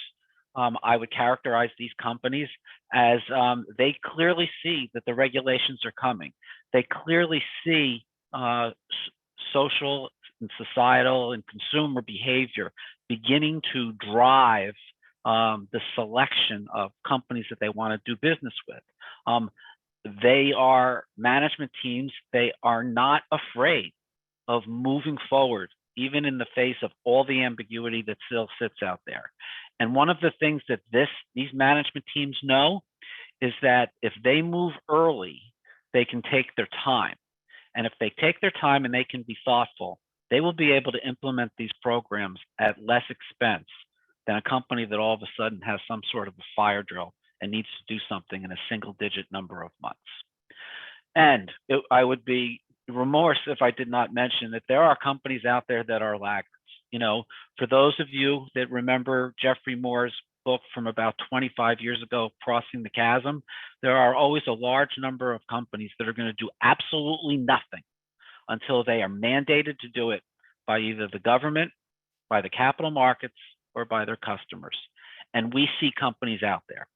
The ones we personally at Wolf & Company are working with, we're working with the ones that are at 3 and 4. That's where our sweet spot is. The mid-tier banks and the community banks and the management teams that are really trying to be very foresightful. So ESG, we have thrown the acronyms around this morning and all sorts of new ones, and I've learned plenty of new ones listening to this really smart group of folks so far. But what we have been able to do is to try to break ESG down into domains. We believe it can be articulated in these 25 domains. And then here is where it gets hard. So each domain was going to require a set of business practices, and those business practices are going to need to be observable and they're going to be documented. We expect that there is going to be an executive that might have overall accountability, but there's going to be an executive or a senior manager who is going to be assigned responsibility over each of these areas. Companies, we've heard it, companies are making disclosures, but they are making voluntary disclosures. And they're making disclosures in some areas, but they are not making disclosures in all areas. The process of complying with disclosures is really not simple because each area here has the potential to have some industry standard or maybe a regulatory rule or something else. If a company has operations in multiple jurisdictions in multiple countries, there is going to be a small army of folks that are going to work on this, but that's not easy. And most of the organizations, most companies, we know this, there are more small businesses than there are large companies. There are going to be some challenges. And here's where I'm going to get you a little scared, but I'm going to make you feel comfortable again before I finish my presentation. If I look at just the environmental side of this, okay, each of these 12 areas that I had under the ESG, here is an example of a set of standards or laws. Some of these are small, some of these are really large. But if anybody has worked in an organization and had to line up saying, okay, how do we comply, with an ISO standard? That's a project that takes months. And now what we're saying is here are 12 potential that are going to, and this is just the environmental section. So how are we possibly going to get to all of these? The TCFD is right here in the upper right-hand corner. It deals with climate change. And here's the spoiler alert. Here is where a lot of folks are starting first. And I'm going to share with you in a few minutes how they're actually starting. Just to continue down the fear level, when we get to the social side of this, there are certainly a whole set of social guidelines. The diversity and inclusion is one that always stands out for folks, and the GRI standard is one of those that are clearly emerging. But hopefully the rest of these standards, some of these standards are familiar to some of you, but this is what is necessary if you look at the entire ESG space and says we are going to do the right thing in every place. And just to round out our discussion on the governance piece, sometimes the governance is a little bit easier, but there's still 12 sections of governance that should be addressed in some way. And there are more than a couple of standards in each of these. And I'm just being illustrative here, with some of these very much taking a US bent to this. Okay, so hopefully I can let you know now that this is a big program. So how do we get started? Okay, this is, there are so many analogies out there. It's, how do you eat an elephant? And the answer is one bite at a time. How do you possibly walk, the length of the Great Wall of China? And the answer is one step at a time.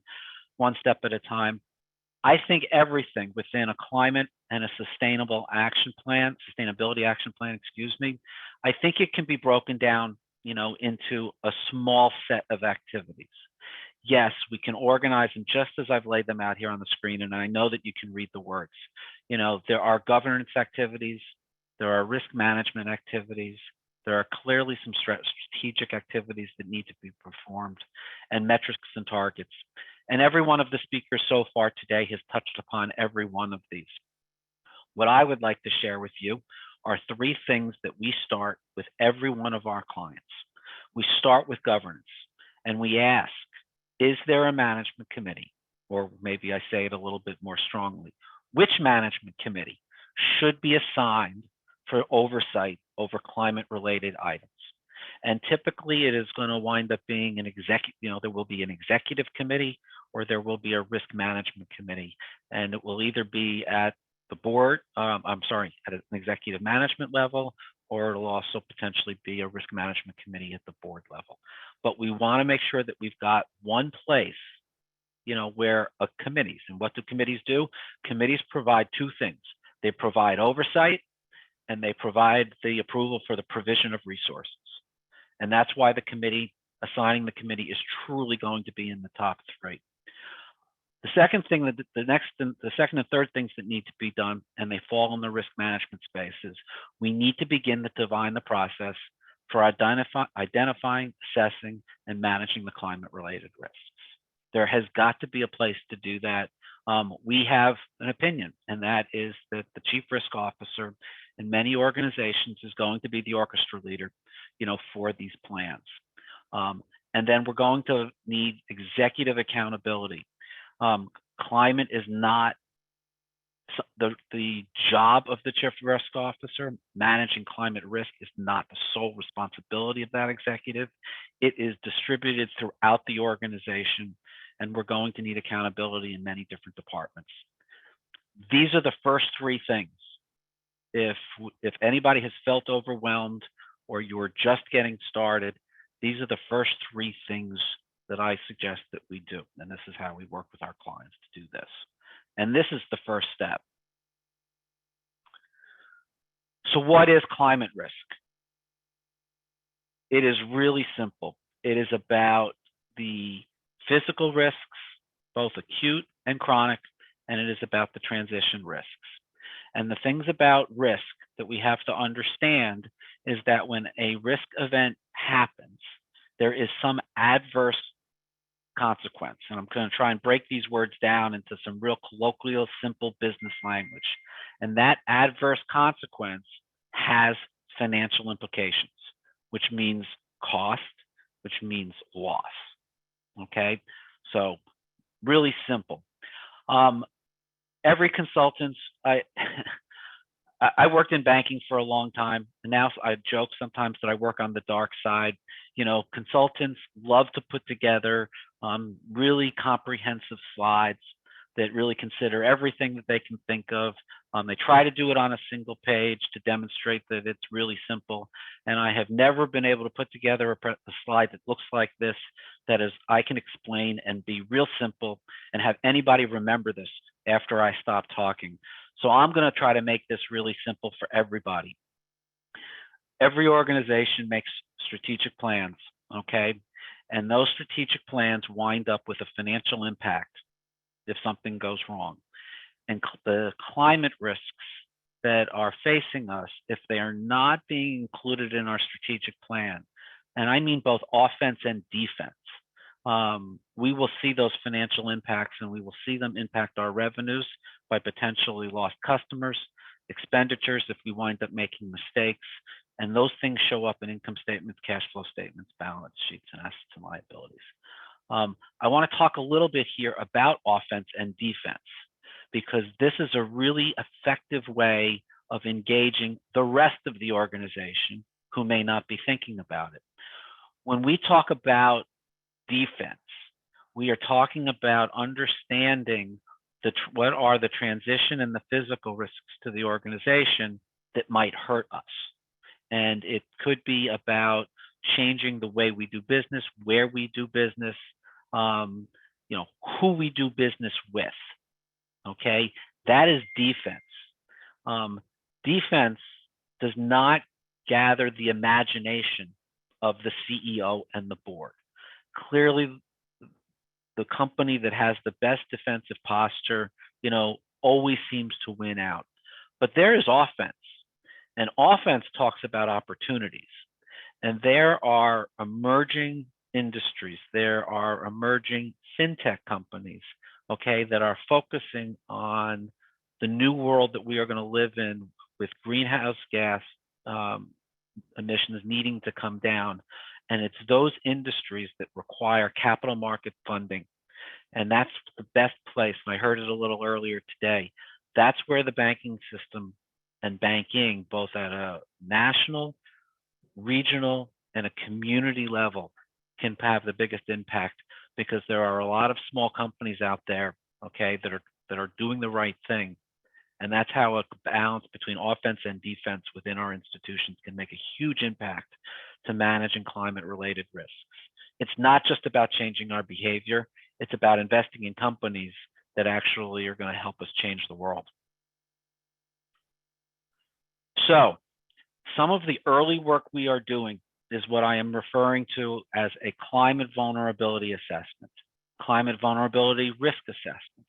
And sometimes this is hard to get our arms around, but this is where it's going to be real interesting for me to share with you what companies are doing. Every climate threat that you can think of, okay, I can say to you will fall into one of these 5 areas. They are going to be credit.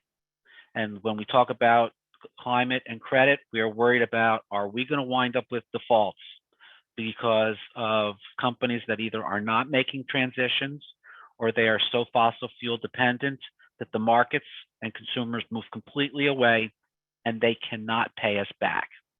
You know, the strategic piece is about who do we do business with? And it's a very similar type of a discussion. There are going to be brand new industries that emerge. And are we going to continue to fund, or are we going to migrate funding the green industries and slowly weaning off some of the brown industries? There is no chance that there'll be some event and we're just not going to invest in brown industries. The world is not ready for it. We're all not ready for it. The capital markets piece is really interesting to me, and I've got a comment at the end as far as 2 sets of tea leaves as far as what I'm reading. But there is no doubt that the capital markets are likely going to penalize brown industries over time if they don't begin to make the transition. Reputation risk is probably obvious to absolutely everybody. There is no doubt that millennials and Gen Z, okay, are hyper-focused on the products and services they use and what is the impact to the environment when they go ahead and use them. And then when I get to the operational piece, you know, this refers back to a little bit about defense. What are the internal processes that we are using? You know, the types of systems, and I mean technologies, people, and certainly third-party providers. And this is going to be really cool here on this part in just 1 second. I'm going to be wrapping up here really quickly. This is the money slide. Okay, hopefully I have set everything that I have set up so far has gotten us right to this point. I am sharing with you a quick little extract from a client's climate vulnerability assessment, but we have conducted many of these.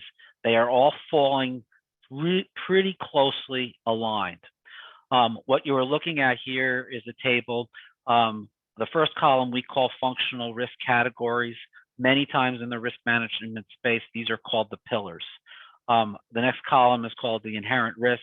The inherent risk measures the likelihood and the impact of a threat.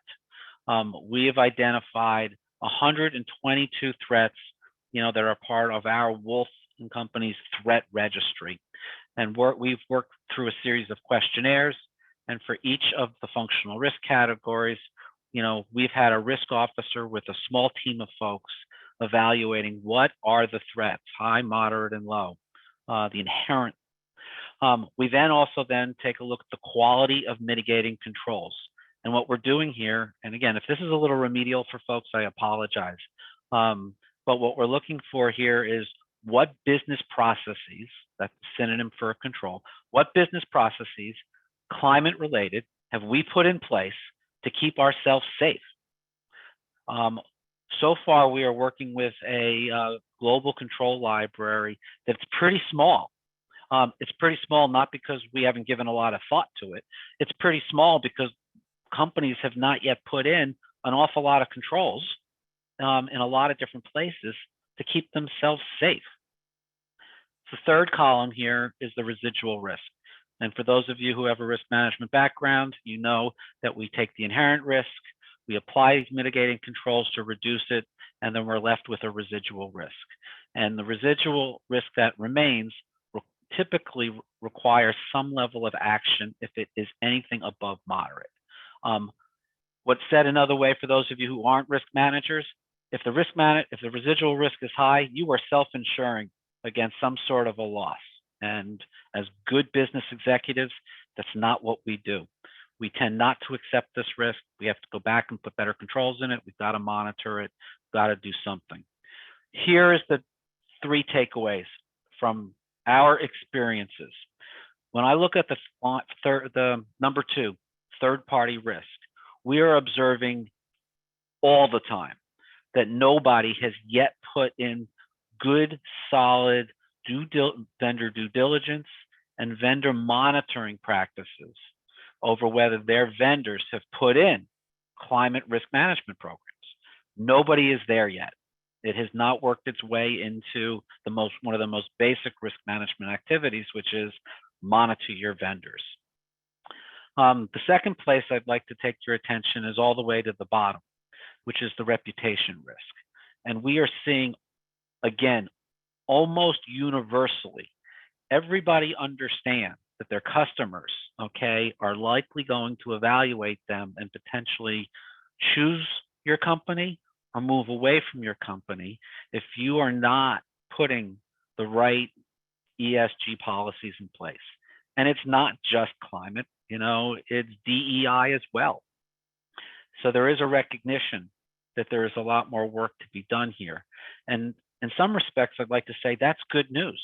We know we have a problem. We have now shown a spotlight on it, and we see something and can take action on something that was not done before. The third and the final part I take is to the strategic risk. And although the residual risk was only moderate and usually doesn't call for an immediate action, the fact that we are finding insufficient strategic discussions and planning and not enough climate risk initiatives, within the strategic planning process. Once again, this is almost a universal observation we are making. It is not that the executives are unaware, but the awareness of what's happening is not yet making its way into the strategic planning process. I believe it's as much around executive teams not knowing exactly how best to do it, and boards of directors that are not yet mandating it. I do have a client that has a couple of directors who are very in tune, and this chief risk officer is demanding the next set of strategic planning that's going to be going for the latter half of 2022. And there are some strategic initiatives that are going to be funded, and they're going to be 7-figure investments. So what I'm sharing with you here is a climate vulnerability assessment. Okay, it is an example of what we are working on with mid-tier and community banks. The result of this is that it has a couple of action items that come out. And I always get asked, well, how often should we do this? And the answer is typically something like this gets updated once a year, okay? And it provides some guidance before strategic planning, and budgeting gets done in the year. For the last 15 years, I've finished every single one of my presentations with this slide and with this final thought. Amateurs built the Ark, professionals built the Titanic. I trust everybody on the phone and listening here today understands how both of these two stories ended up. My bottom line for encouragement for everybody is do not delay in trying new approaches. It's not possible to fix anything unless you're moving forward. Do not worry about having the most perfect plan in place. I would encourage everybody to take those steps and build the plan along the way. Having the strategic goals and the vision, yes, that needs to be thought through. But having all the detailed steps known before you start, strongly encourage people not to do that. I work with an awful lot of entrepreneurs, And the one thing that entrepreneurs who are starting up companies, one of their almost religious statements is fail as fast as possible. And what that really means is try something. If it doesn't work, don't be married to it. Move on to the next thing. And that's how success, and I think that's how really big successes are built. So, Ken, that's my final slide. More than happy. I will stop sharing and I will turn the presentation back over to you. Thank you, Michael. Okay, I know we ran a little bit late at this stage, but what I'd like to do is ask my speakers to turn on their videos. And we have a few minutes here so we can ask any Q&A. This can be directed at any of the speakers. And so we'll open up the Q&A section and let me know if you have questions. Give people a couple of minutes here.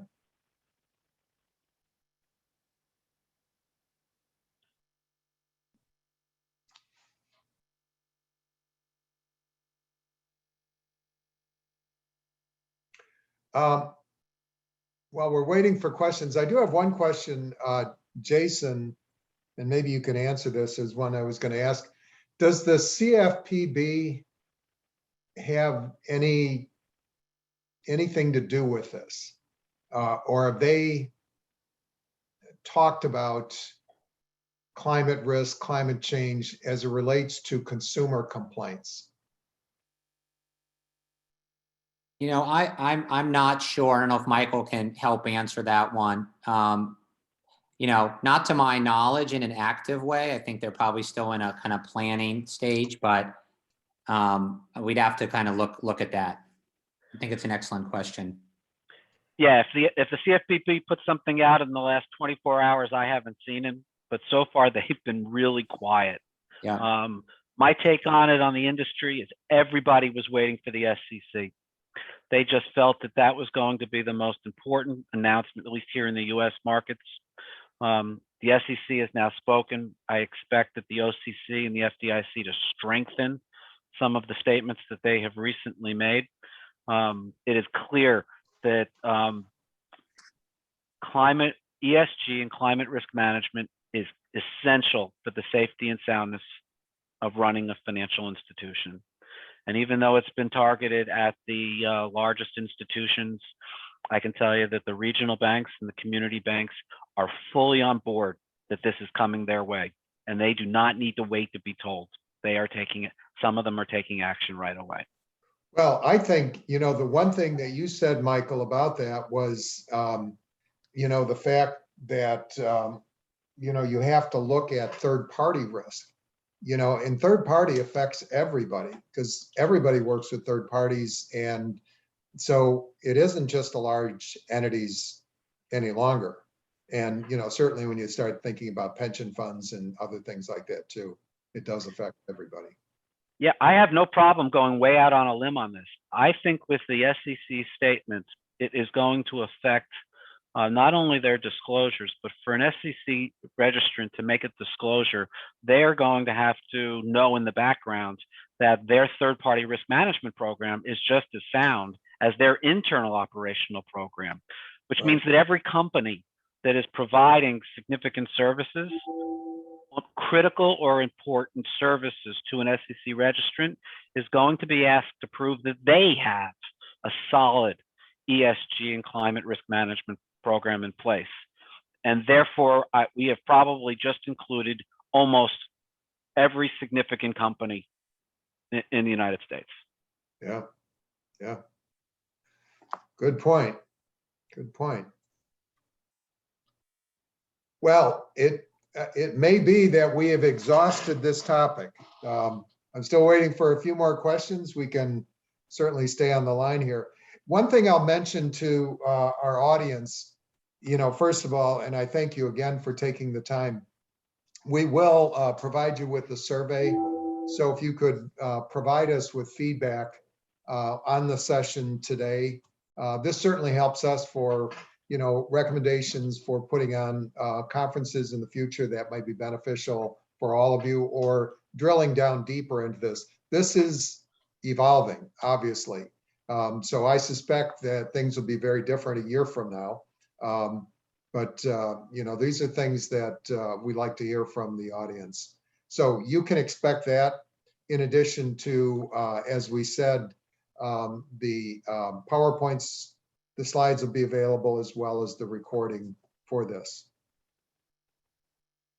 So I would ask any other questions that anybody would like to raise. We still have our speakers here and we're ready to field those. I just want to, Kent, maybe thank you and Marquette and all the other speakers for being a part of this session. I just think it's great to, even at a primer level, an introduction level, and obviously we went deeper than that. I think it's good to start to break down a lot of the complexity, right, and the acronyms and all the buzzwords, and kind of get at the essential concepts. And hopefully, at least today, did that for the audience. So thank you, Ken and Marquette, for including us, including me. I appreciate those words, but thank you. I think you've done exactly that. I think you've given a lot of food for thought for everybody that participated in this conference. And obviously things will be thought of, obviously, as people go back to their organizations. So no, I thank you for your comments, and for all of you. I say to the speakers, you were all excellent. I thought you had great information and did a great job of taking a very difficult concept and putting it into the structure that you did. So I thank you for that. I will ask the question one more time. Any other questions? I don't see any at this stage, so.